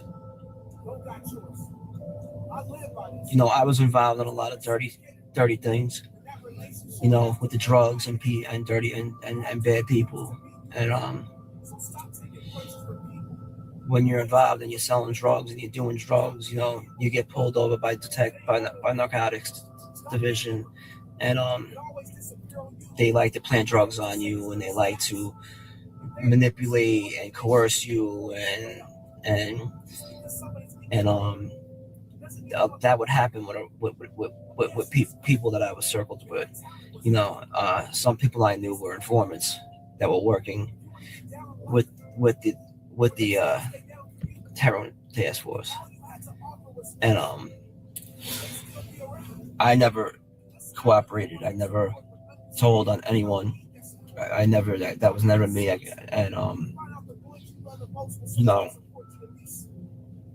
But I did know there was this one guy, I'm not going to say his name, that had contacts with a few detectives inside the heroin task force. Now, the heroin task force was a joint task force between it was different units from different precincts, and the DEA and the government, and they joined together in doing special operations to infiltrate drug rings. And Oh, listen to that, you guys. Listen to that. So this was way back. I don't know what year this was, but in the 20 teens, there was, I think he called it a heroin drug task force, but many different agencies, the government, all working together to bust up these drug rings. We said we were going to point out things that possibly could connect to the Idaho 4. Let's see. I got a question here.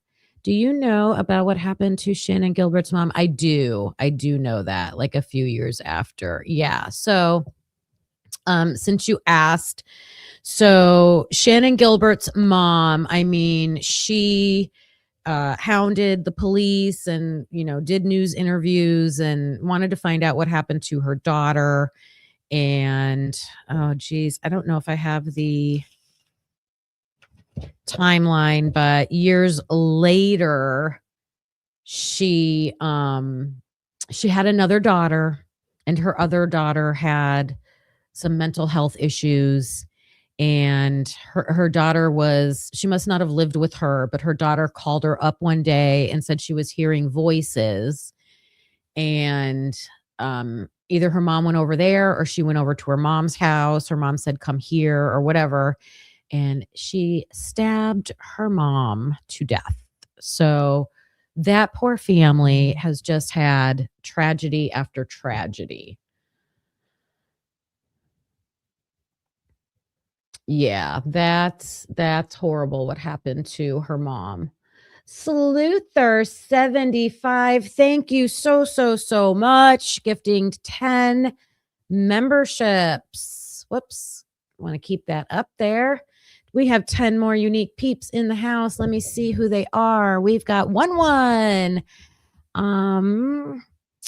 Hokey Juju, Breezy AF, Mandy Lynn Sue, Tracy Hodges, Road Warrior, Snappy Cat, Gentegrity. Ooh, I like that name. Miss Lady 007, and JP.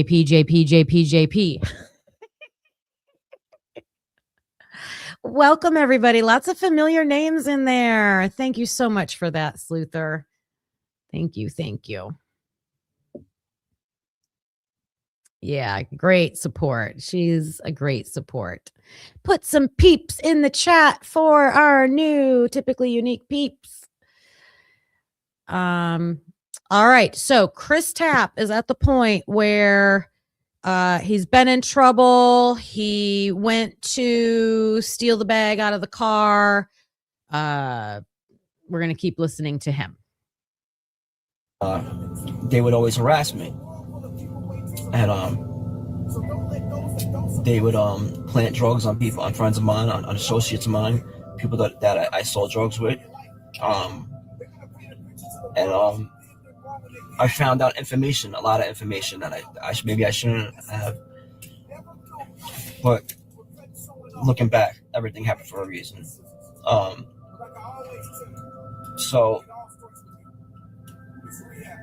I found out there was a girl that was having sexual relations with one of the detectives, and then she had a lot of information on him, and she went into the precinct and she wrote an affidavit, and she was going to submit the affidavit, and they worked out a deal with her and that to throw away the affidavit, but whatever.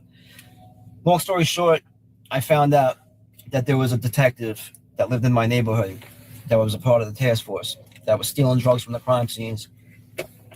And I thought it would be a good idea to look for this guy's house and find out if in fact he had drugs. Sure enough, it was about 13 houses later that I saw a bright light shining from the living room. I told my driver to pull over right away. This is the house. I felt it intuitively. I felt it in my heart. I went to the driveway and I went to the truck. There was one single truck inside the driveway, GMC Yukon. And I opened up the truck, and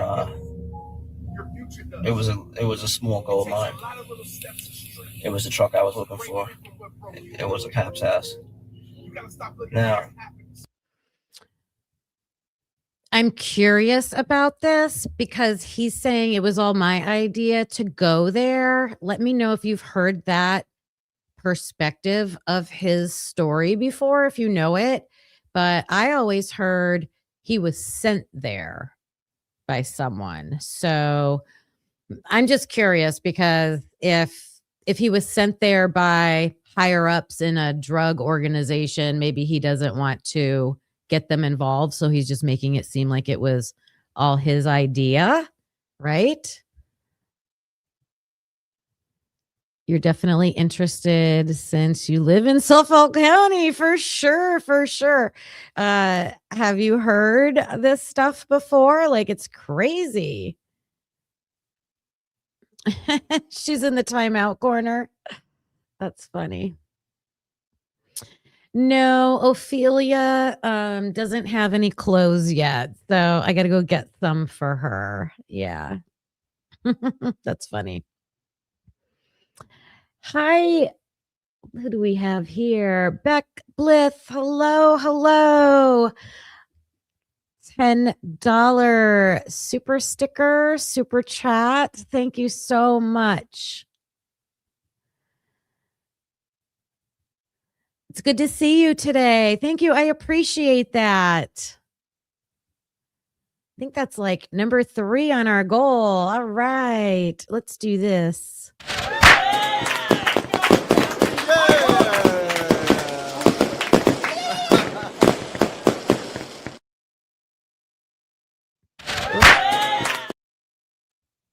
Sorry, I kept clicking it.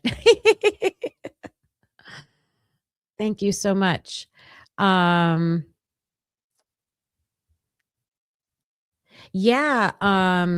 this guy's story, I mean, he sounds like he knew a lot of stuff. I mean, he's out on the streets. He's participating in the same kind of activities that these police officers are. And I could just imagine, like, you know, if you're running the streets and you're in those circles, people are going to talk, right? You're going to know if there's a cop out there doing things that they shouldn't be doing, right?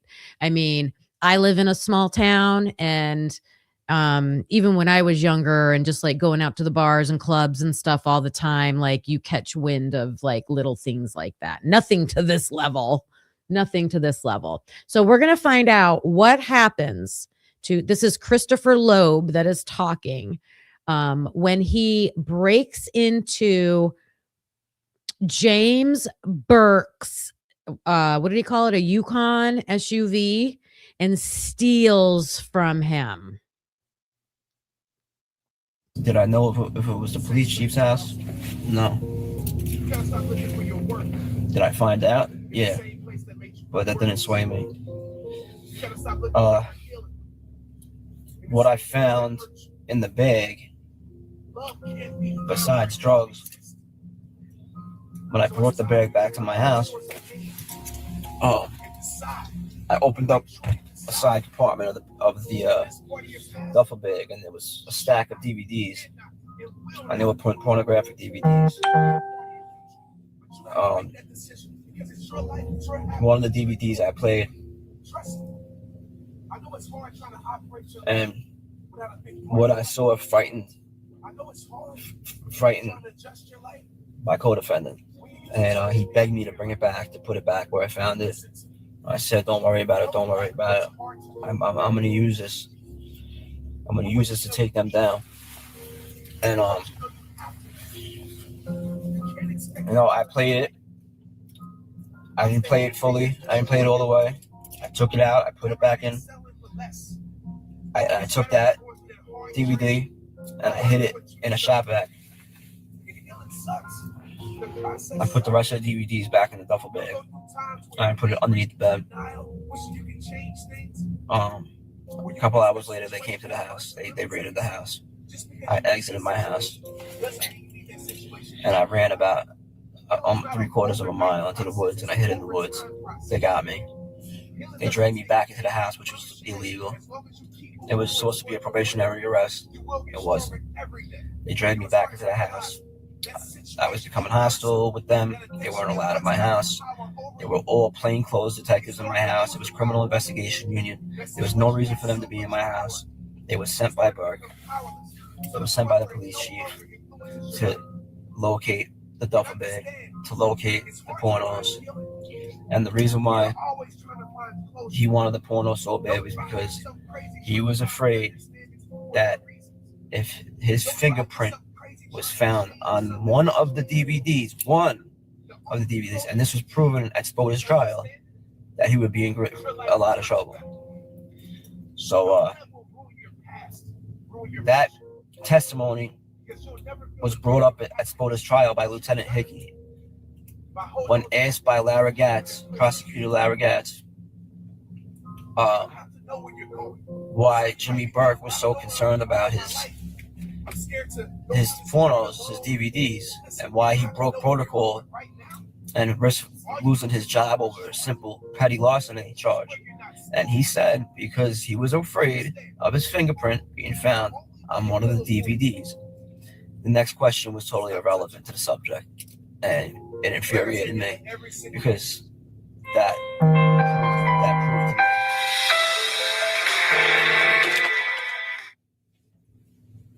proved to me that the government is covering up the Gilgo murders. Okay, so he's given a lot of information here. Okay, he steals from James Burke's SUV. He goes back to his house. There is, there are pornographic CDs in that bag. He watches some of them. It's more than that. Okay. Probably if I had to guess, I don't know. I don't want to implicate, or speculate. Sorry. Bad stuff on that, like grossed them out kind of stuff on those DVDs. James Burke realizes, hey, someone stole this out of my truck, and he sends like a whole team of people over to this kid's house. I don't know. I think there's something more here. Like, how do they know? Like, how did he know to go to James Burke's house? How did James Burke know that he's the one there? You know what I mean? There's some kind of relationship connection there, in my opinion. I don't know. James Burke sends this team. They hunt him down because he ran out into the backwoods. They bring him back to the house. They find everything. They find the duffel bag with the DVDs in it. They even find the one that he hid in the he hid it in a shop vac. They take him in for theft. They arrest him, and I think he describes the treatment that he undergoes, but yeah, it's horrific. So that's James Burke, okay, the chief of police. His buddy Tom Spoda also gets arrested apparently and goes to trial. I even forget that whole story, so I'm gonna have to go back and look that up, what he did in that. But this is crazy. Let me see. One time I got into a car accident with the police chief's son. Oh my gosh. Wow. One time I got into a car accident with the police chief's son in front of the headquarters. It was bad for me, but the cops got there fast. Maybe it was this guy's son. Wow.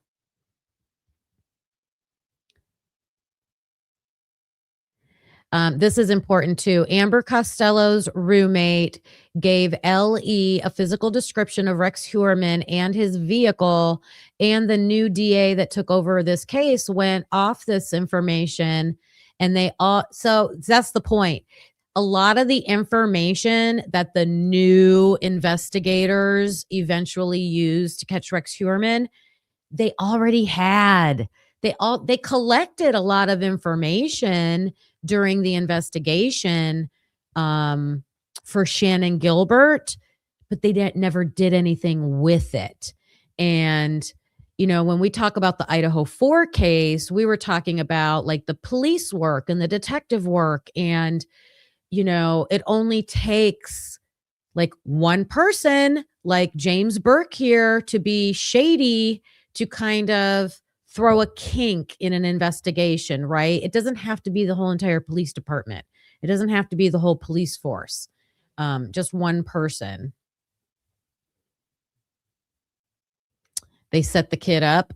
Yeah, possibly. I mean, he is admitting to, you know, stealing what he stole. This is what I'm going to tell you about the Gilgo murders. It goes way too high up. It goes to the Clintons. I'm saying that right now. It goes up to the Clintons. So, something happens to me, something happens to me. You know what? Actually, this works out better for me. Let me just summer come to class wearing that nut. You know what? Well, it's all right to be angry. Well, actually, I said that. Well, it is what it is. It's gonna happen to you. So hopefully Trump sees this. But I've been calling out for Trump. Hope so too. For a year. These people involved. So I believe that was a political statement made by him because of his political affiliation. However, I think the point that he's making is that this is bigger than just the Suffolk County Police Department. He's making it seem like there's many more people connected, many more levels of people in important places. Okay.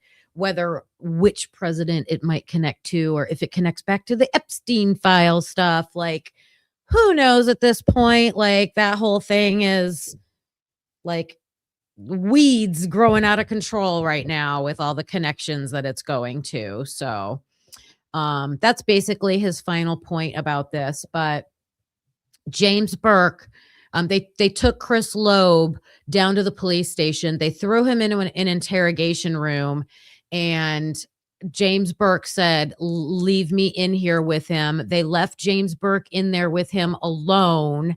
They had him. Chris Loeb speaks about this. I should have pulled up his TikTok. He describes it better in other videos that he has. But he said they chained him like in a squatting position to the floor and let just James Burke just had at him, like just punching him and beating him up and stuff like that. So yeah, crazy. Hi, altruistic murder. Hello, hello. I hope you're having a good day. The cops were there fast. That's for sure. That's for sure. Okay, so Chris Loeb goes to prison, right? He goes to prison. And James Burke also gets arrested and all of that stuff. So Gilgo Beach investigation, Shannan Gilbert's investigation goes cold until they start sending out some searchers with canines, and they go out to the area where she's last seen. Okay. Her mom would go out there to the area where she was last seen. And just to back up a minute, the private driver that was with Shannan the night she disappeared just took off. Like he left her there. And I know he was interviewed and he probably gave some cockamamie story and excuses like, well, I waited for her for so long. But remember on the 911 call, he said, well, she had at one point told me she was going to get her own ride home. So he said something like that to the investigators, like, well, I never found her, so I don't know what she was doing. So I just thought she was going to get her own ride and I went home. I mean, you're there for her protection, dude. Like he failed her miserably in my opinion. And I also, my speculation and opinion is that he was involved with all of this, right? I think lots of people were involved with this. So they're out searching with their canines and they find body after body after body out on this beach in this stretch. And it's very, it's not a sandy beach. It's a marsh. So let me see if I can show you again. Oh, here's James Burke getting arrested. I wanted to show you that. There's his buddy, Tom Spoda. They were the two that were childhood friends. Here's Chris Loeb after he got beat up. In his hospital gown. And then there's him, I think after he got out of, I believe he ended up suing Suffolk County and won. He won some money. Like, I know that. Hi, Chris Tat. Yeah. Doctor, what did I say his name was? The doctor, or maybe it was Gus Coletti. He said she's being chased by a black SUV or the black SUV was following her. Okay. So I'm sure Michael Pack's version of the story was, well, yeah, I was following her, trying to get her to come back in the car. But it's clear that she was afraid of him. So I'm wondering if the new investigative team are going to, like, they're focusing on Rex Heuermann right now, but I wonder if they're going to go back and kind of tie in all these loose ends. I really hope they do. Let's see. He was actually just doing practice training with his canine. Yes. Okay. Thank you for clarifying that. No. Always, Asa Lisa.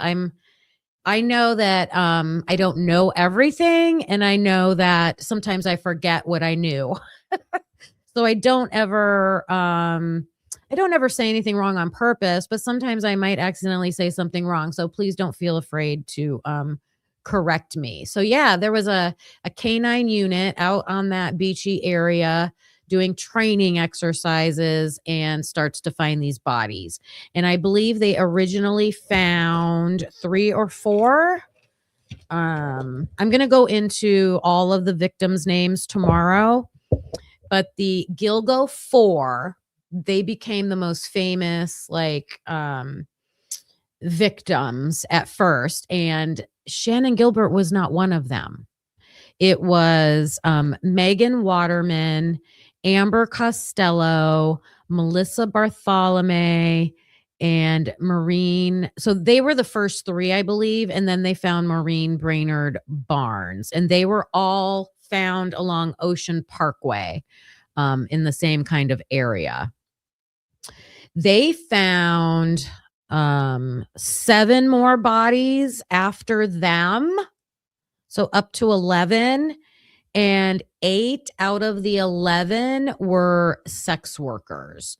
So not all of them, which makes this case, I think, challenging. I remember when this was going on, it was a strong theory that there were like 2 different serial killers because some bodies were dismembered and some were not. Some were wrapped in what they called burlap sacks, which I later found out was not like, I think of a burlap sack being from a farm. And later I heard it described as something that duck hunters use. It's some kind of material that they use when they're duck hunting. So there was this big discrepancy in a lot of the victims. So it makes you wonder, is it one person who just like changed the way that they were doing things? or is it one person and other random people? It's a, I'd hate to say it's a good dumping ground, but it's a well hidden place. So that's the Gilgo 4. 8 out of the 11 were sex workers. Then in December of 2011, I believe, I don't know if I misspoke. May 1st, 2010, Shannan goes missing. December 11th, December of 2011 is when they find 2 more bodies. Okay. And they were, I don't think they were intact. They find remains. Okay. So they find bodies 9, I think it was 9 and 10. And they ultimately identify Shannan Gilbert finally after that. And I saw someone in the comments earlier say that she was found about 30 yards or so away from that area where she was last seen. So it wasn't far. It could have been experimenting. Yeah. His brother lives close to where I live in South Carolina, and they are possibly. Oh, I haven't looked into that. Wow. They're looking into his brother too. Yeah. Rex Heuermann is like, what? He was 62 when he was arrested or something like that. So, I mean, this could go back, 40 years, right? If he's in his 20s when he starts. I mean, there could be bodies in places he used to live. Yeah, they have a lot to do with this case. So I feel even if he pleads guilty on changes his plea to a guilty plea next week, they still have a lot to investigate, in my opinion. Oh, there's always a first. Oh my goodness, there's always a first. No, not what? Okay. Sorry if I misunderstood. I'm sorry. Okay, so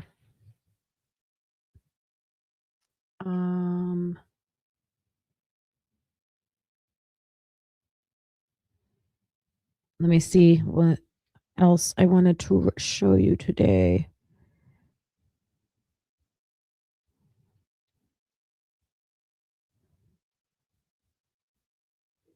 Okay. So after they find Shannan Gilbert's body, let me take this down.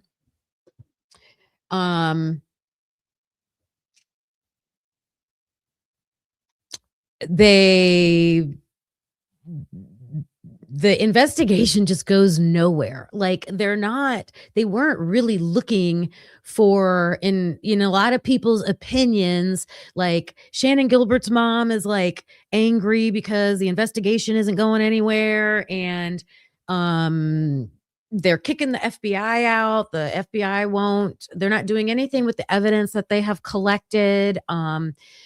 They have things like, let me show you one of the pieces of evidence that they had. I hope I put it on here. Did I put it on here? Let me see.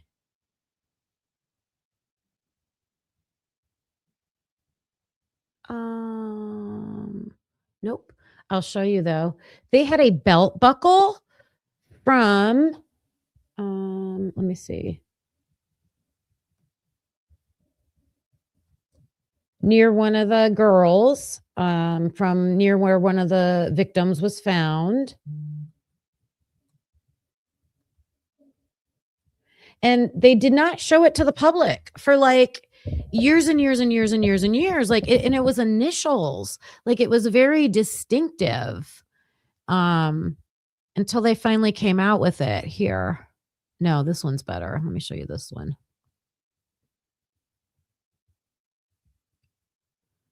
Hopefully it will show it. right here. So there we go. Okay, so this belt buckle was either the initials. Oh, you can't see it. Sorry. Add to the stage. There we go.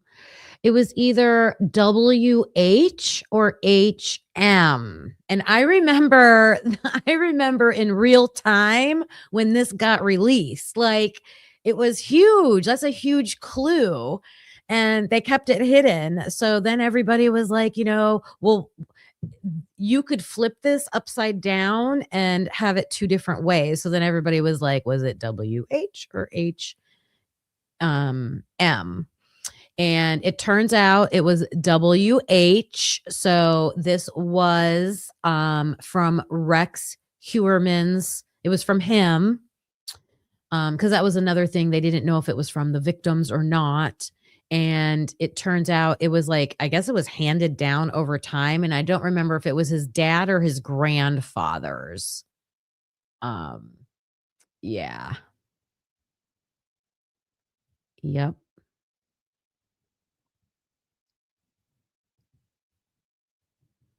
Yeah. A lot of the victims were sex workers. One was an Asian male. One was a sex worker and a toddler that was with her. They were both victims.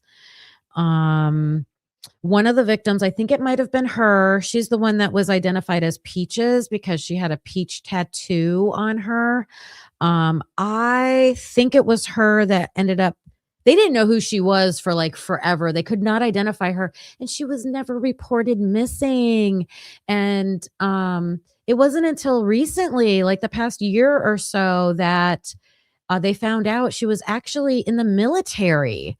And I think they were tying that to her either estranged husband, ex-husband, or something like that.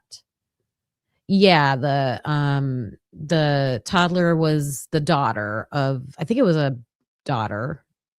Peaches was the mom, I believe. I think that's how it went. I could be getting them confused. I don't have all the information in front of me right now. So let's see.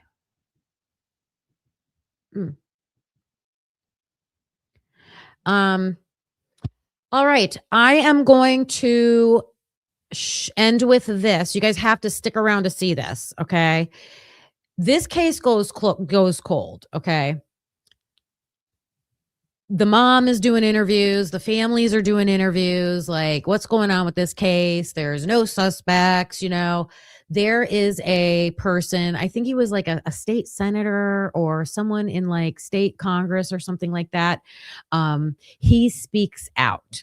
And I'm not going to show the whole entire press conference he does, but I'm telling you, if we had someone who spoke out like this for the Idaho 4 case, I think things might start getting done. So let's just hear a little bit he has to say, because he calls these people out. And if you're interested, I did do an episode on this, comparing it to the Idaho 4 case a while ago, and I showed the whole entire press conference. Steve Malone made to Newsday to try and kill a story about his police chief, but I can tell you that in 20. I'm also sending a third letter.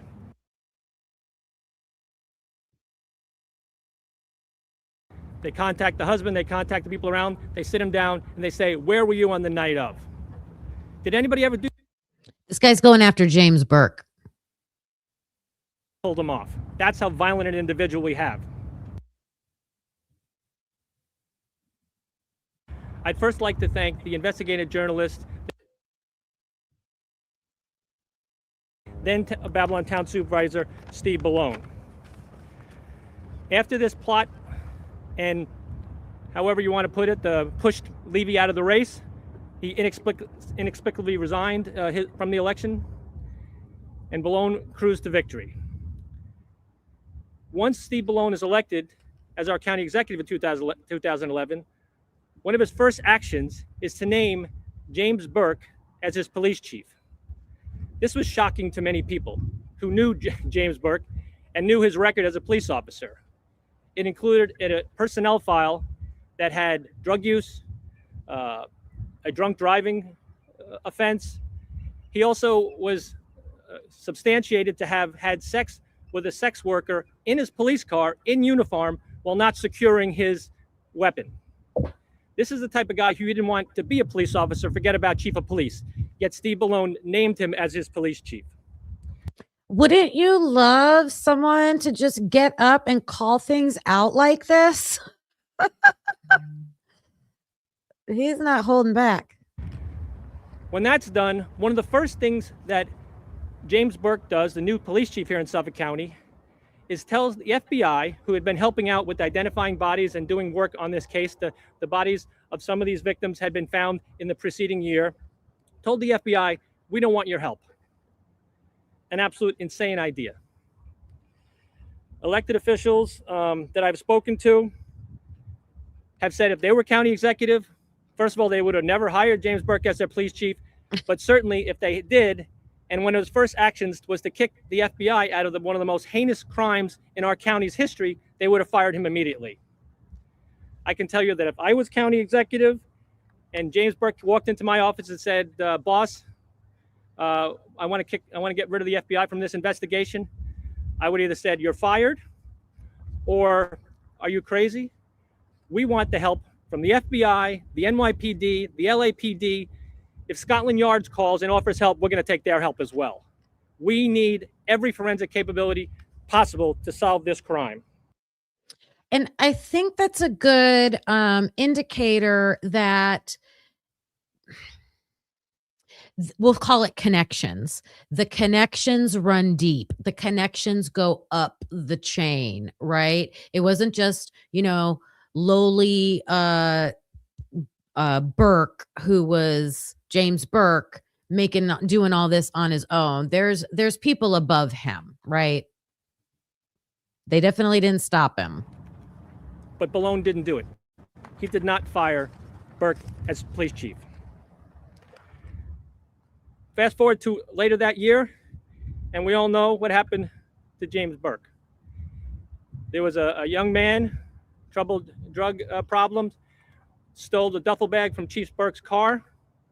The chief went to a precinct and viciously beat this young man, Christopher Loeb, while he was handcuffed. According to testimony later, the chief would have kept beating him up if one of the detectives in the room had not pulled him off. That's how violent an individual we have in our police chief that Steve Ballone had named. There's been other things going on.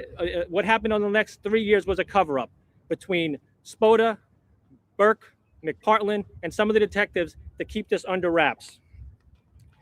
But we recently found out through the... You guys, I show this over and over again because he's calling out a cover-up. And whenever I discuss this with people I might know that, defend or,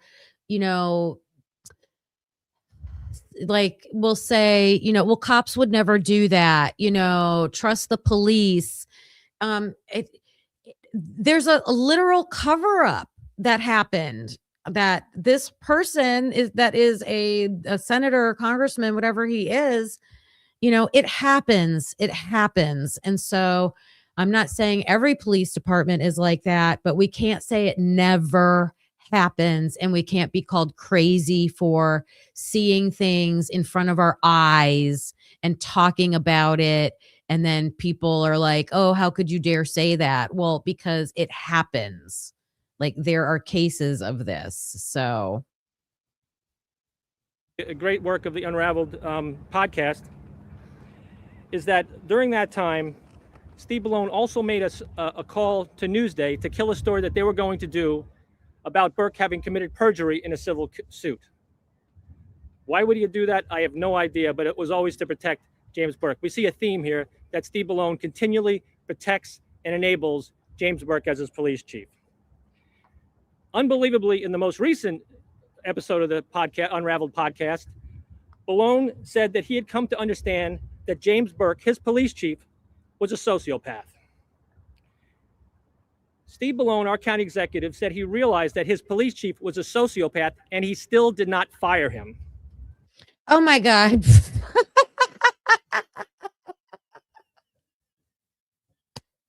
Okay, good question, Sleuther. How's this man doing these days, right? Because sometimes things happen to people that speak out like this.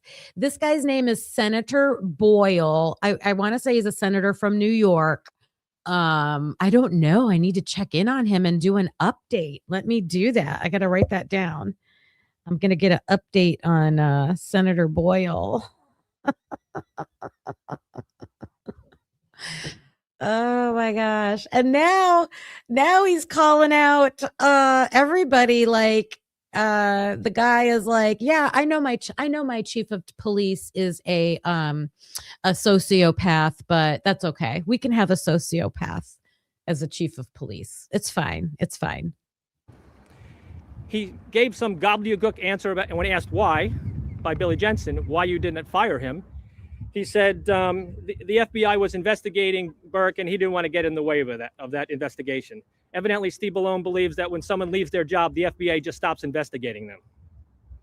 I believe by Steve Balone keeping James Burke as chief, it actually hurt that investigation because the detectives who could have turned and testified against Burke were afraid to do so. But if he was no longer their boss, they would have been perfectly willing to do so. Finally, when he's about to be indicted, Burke resigns.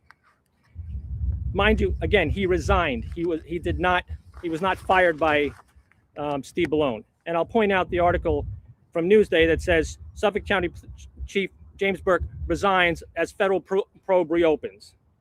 It says Suffolk County Executive Steve Balone said he brought Burke into his office Tuesday after learning that a federal probe concerning the Loeb incident was reopened. Quote, it was mutually agreed that it would be in the best interest of Suffolk County if Burke resigned. He declined to detail the probe. It's specifically related to the fact that there's a renewed federal investigation, Balone said. I don't want to put the department through another federal investigation. The chief has his reasons, Balone said. We mutually agreed that this is what made sense at this moment for Suffolk County. After a questionable career as a police officer and naming him as police chief, after him kicking the FBI out of the Gilgo Beach investigation, after knowing obviously that Burke had likely committed perjury, and he was also rightfully about to be prosecuted for a violent beating of a suspect who was handcuffed, even after all that, Balone did not fire Burke. It was mutually agreed for the best interest of Suffolk County is the way that our county executive said it. So today, with these facts, I'm going to send 3 letters. The first letter is addressed to our current Suffolk County Police Chief and Acting Commissioner, Stuart Cameron, a man I have great respect for. In essence, it says, given everything that happened at the beginning of this investigation into the Gilgo Beach, Long Island serial killer, has Chief James Burke ever been cleared? I think the people of Suffolk County and the people of this nation that are interested in this case deserve to know if the police chief that's been accused of this actually didn't do it. Many of us watch true crime things, and what's the first thing they do when a victim is found? A wife goes missing, or God forbid is killed. They contact the husband, they contact the people around, they sit him down, and they say, where were you on the night of? Did anybody ever do that with Chief Burke? I personally don't think so, because once he kicked the FBI out, I don't think there was anybody in the Suffolk County Police Department, any detective that was going to sit down James Burke and say, Chief, this is going to be an awkward conversation, but we'd like to know where you are on these dates. The second letter I'm sending is to Suffolk County Executive Steve Balone to ask him why he did not fire James Burke when Burke kicked the FBI out of this investigation. We know for a fact that Steve Balone thought that kicking the FBI out of this investigation was a fireable offense, because in your packets you'll see the Newsday story about when Steve Ballone, and many of people here will remember, he famously went to the doorstep of Tom Spoda's office as district attorney and demanded that he resign. And one of the reasons he cited for the demand was that Spoda had kicked the FBI out of the Gilgo Beach investigation. Well, it was Burke that did it. Maybe Spoda was involved too. But why would Ballone insist that Spoda resign from district attorney for kicking the FBI out of the Gilgo Beach investigation, yet not fire his chief, Burke, which he could have done in a minute? Makes absolutely no sense, and there's more to it, I believe. You know, many people have described the office of former district attorney Tom Spoda and his aide Chris McPartland and James Burke as a criminal enterprise. I believe those are the words that Steve Ballone himself used. Our former police chief, a former police commissioner, and former FBI agent Geraldine Hart referred to them as a organized crime family.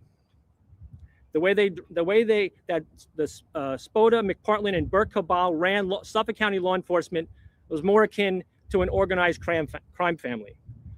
Well, I'm here today to say that I do not think that Steve Ballone was a made man in that organized crime family, but he was a close associate. By him keeping Burke in office as his police chief, it enabled Burke to work with Spoda and McPartland to do terrible things in this county, including not following up and doing a tremendous amount of research on this case. One of the other things that the letter to Cameron asked is what investigation took place beyond Burke. I hope Burke was questioned. Maybe he was cleared. Maybe it's all a big misunderstanding. That'd be good to find out. I also want to know what interviews were done by the Suffolk County Police Department. What forensic evidence was gathered by the Suffolk County Police Department in the weeks and months and years after Burke kicked the FBI out. And I don't want to hear any bull about it being an open investigation. These interviews, these tests would have been done more than 10 years ago. So it's not going to affect the outcome of this case. Boom. Oh my God. I've watched this like 3 times, you guys, like probably 4. Every time I hear him, I'm like, gosh, I just wish someone in Idaho would like get up and speak and just call out just talk about the FOIA stuff that's going on. Like, could we just start there? Like, just address the FOIA stuff. I know, I'm glad that EWU is doing their lawsuit. That's great. But we need a public, political person who can put pressure. They can go to the podium. They can speak like this and start talking. Please, somebody out there, please look into the FOIAs in Idaho, in Moscow, Idaho. I would even say to the Chief Cameron, you don't even have to give them the names. Just tell us how many people were interviewed. Because a lot of people around here don't think anything was done once Burke kicked the FBI out of that case. I want to find out. Well, I hope that I get answers from Chief Cameron and County Executive Ballone. But just in case, I'm also sending a third letter to New York State Attorney General Letitia James. I'm asking Tish James to name a special prosecutor to look into the early investigation into the Gilgo Beach, Long Island serial killings.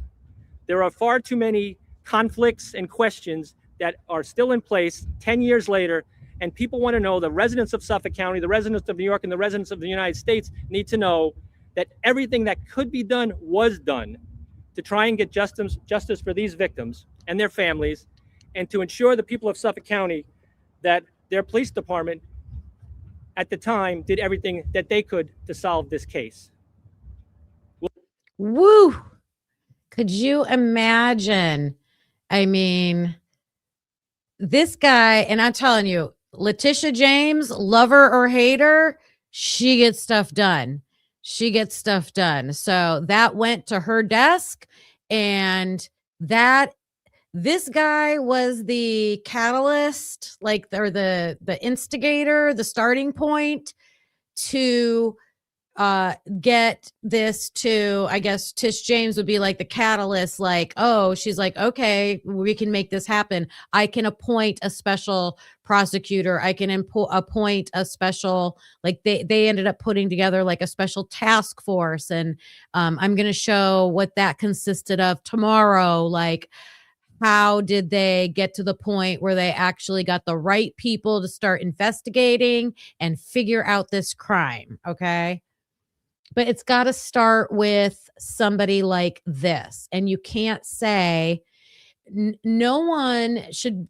I know a lot of people are coming into creators' channels and saying, why are you still questioning the Idaho 4 case? Why are you still talking about this?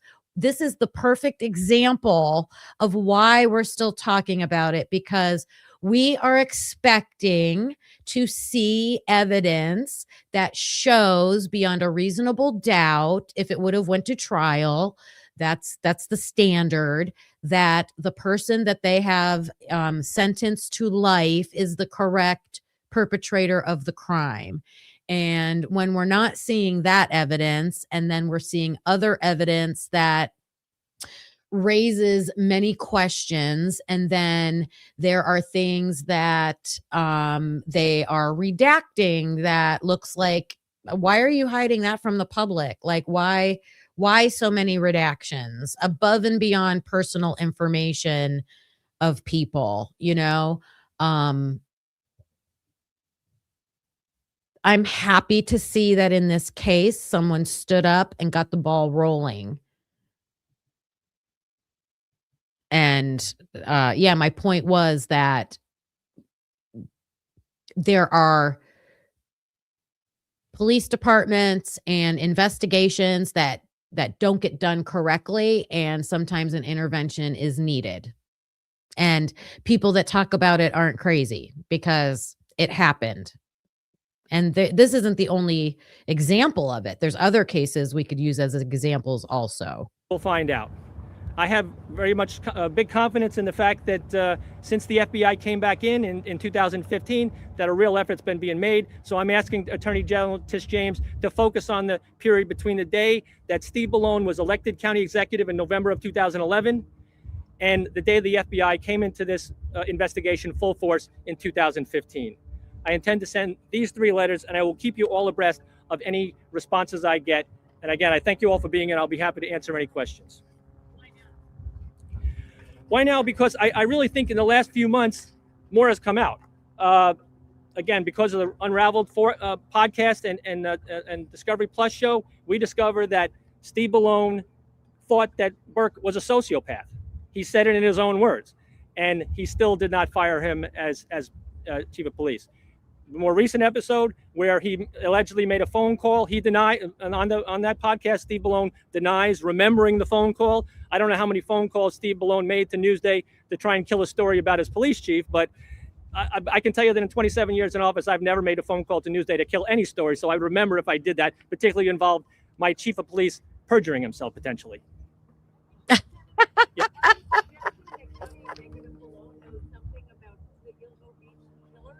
No, I'm suggesting that he kept James Burke as his police chief, realizing the full time that Burke was not doing everything in his power to investigate this case. Kicking the FBI out was the prime example of that. Who in their right mind would kick the FBI out of a serial killing investigation? There was something more to it, and Bellone could have fired Burke immediately when he realized he did that.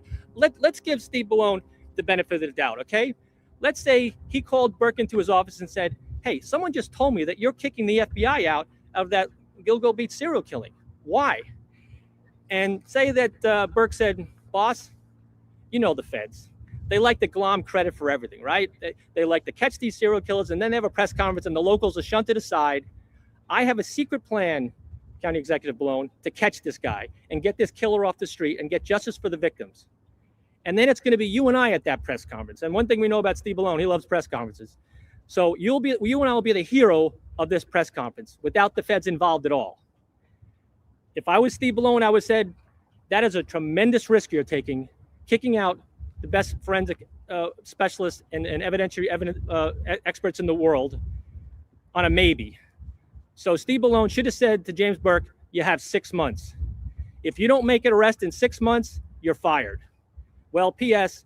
James Burke was still Steve Ballone's police chief 3 years later when he ultimately was about to go to jail.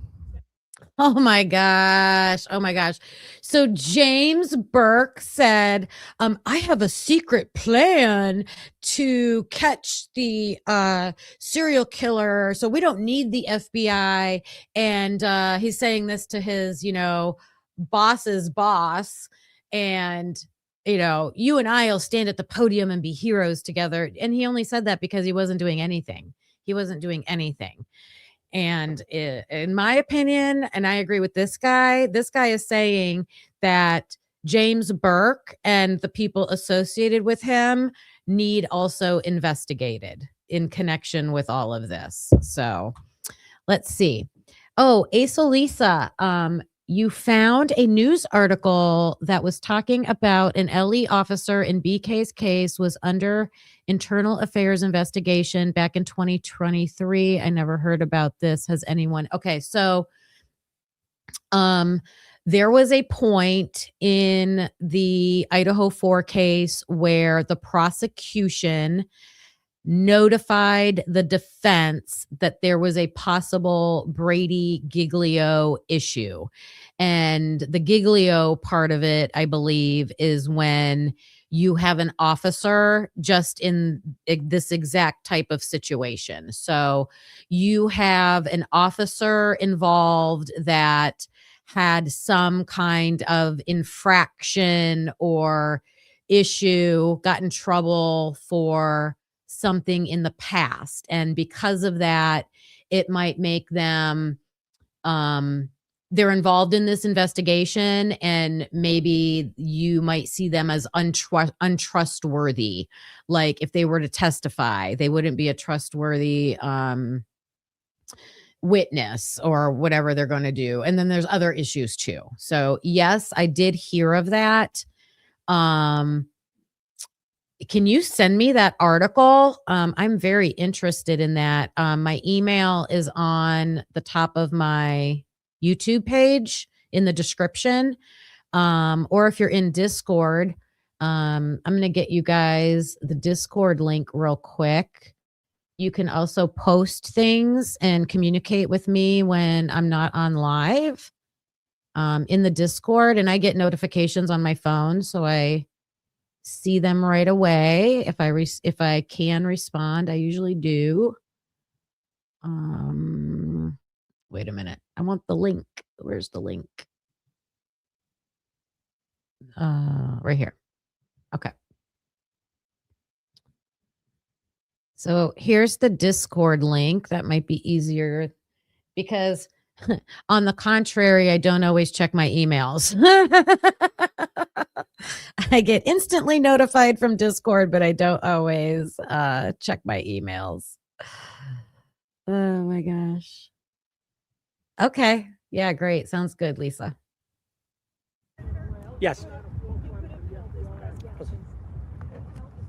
All right. So I'm going to skip past the questions and just hear his closing statement. Does he have one? Let me see. Work as police chief and his Let me see. Oh my gosh, I keep getting pop-ups.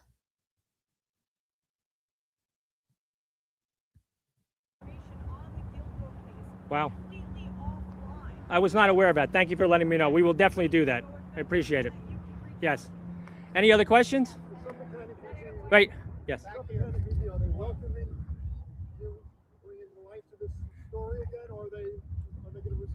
I can tell you that I know many friends who are Suffolk County police officers, and I have many constituents now, and they want answers. They do not want to be tainted with this. They do a great job. They put their lives on the line for us every single day, and they do not want to be tainted by something that happened years ago under the so-called leadership of James Burke as police chief and his protector and enabler, Steve Ballone. We need to get past that and focus on getting this case solved, getting justice for the victims, justice for their families, and protecting all women in Suffolk County and throughout New York and in New York State. Yes, just any. We'll talk about that in 1 minute. Any other questions on this from a reporter? Okay, I think that was his last, very good last statement there. We need to get justice for the victims. So I love that.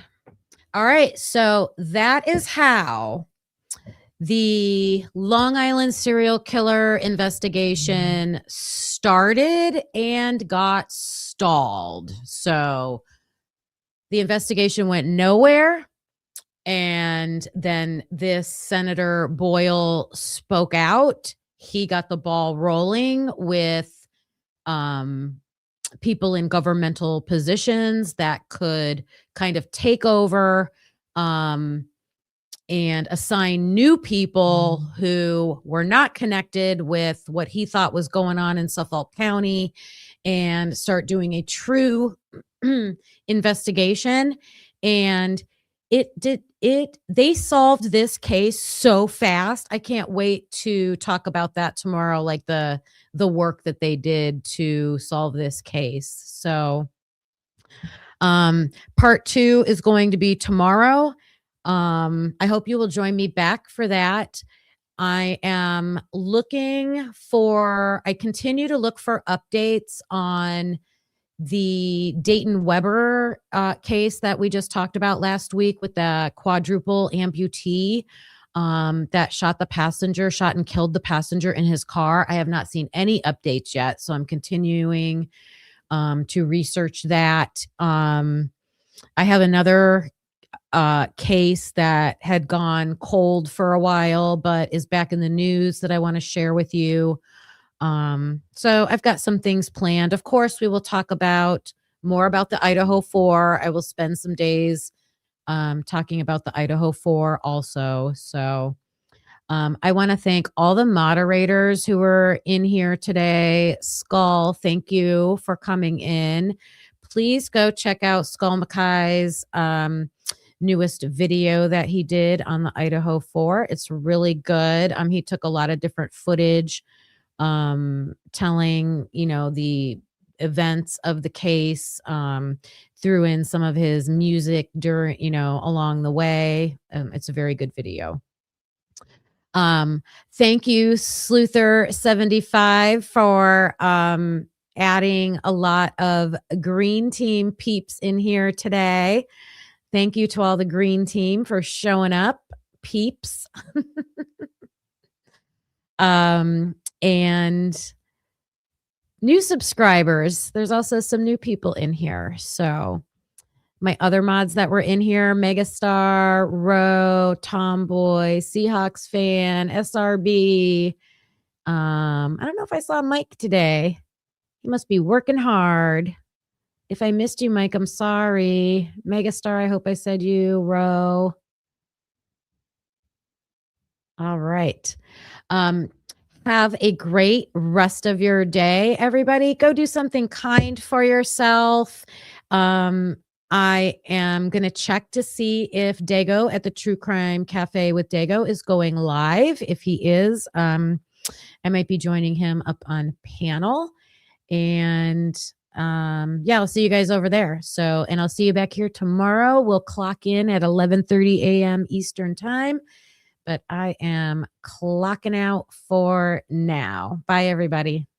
Thanks for watching. Hope you felt the spark. Please hit that like before it gets dark. Subscribe. It's free and keeps us going strong. You're part of the crew now, right where you belong. Join us next time. Same truth, same fire. We bring the heat and never tire. We're typically unique and proud to be a husband and wife in podcast harmony. Unique, yeah, that's you and me. Don't forget to like and hit subscribe. It's free. Come back again. We'll be right here with truth and laughs and zero fear.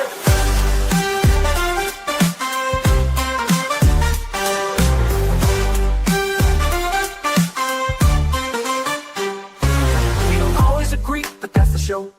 One love, two minds, letting it flow. We dig deep with crack jokes, we called it like we see. If that's your vibe, you belong here with me. We don't always agree, but that's the show. One love, two minds, letting it flow. We dig deep with crack jokes or call it like we see. If that's your vibe, you belong here with me. We don't always agree, but you felt the spark. Please hit that like before it gets dark. We dig deep with crack jokes, we call it like we see. If that's your vibe, you belong here with me. Thanks for watching, hope you felt the spark. Please hit that like before it gets dark. Please hit that like before it gets dark. It's free, it keeps us going strong. You're part of the crew, now right where you belong. Join us next time, same truth, same fire. We bring the heat and never tire. We're typically unique and proud to be a husband and wife and proud to be a husband and wife in podcast harmony. Yeah, that's you and me, that's you and me. Don't forget to like, hit subscribe, it's free. Come back again, we'll be right here with truth and laughs and zero fear.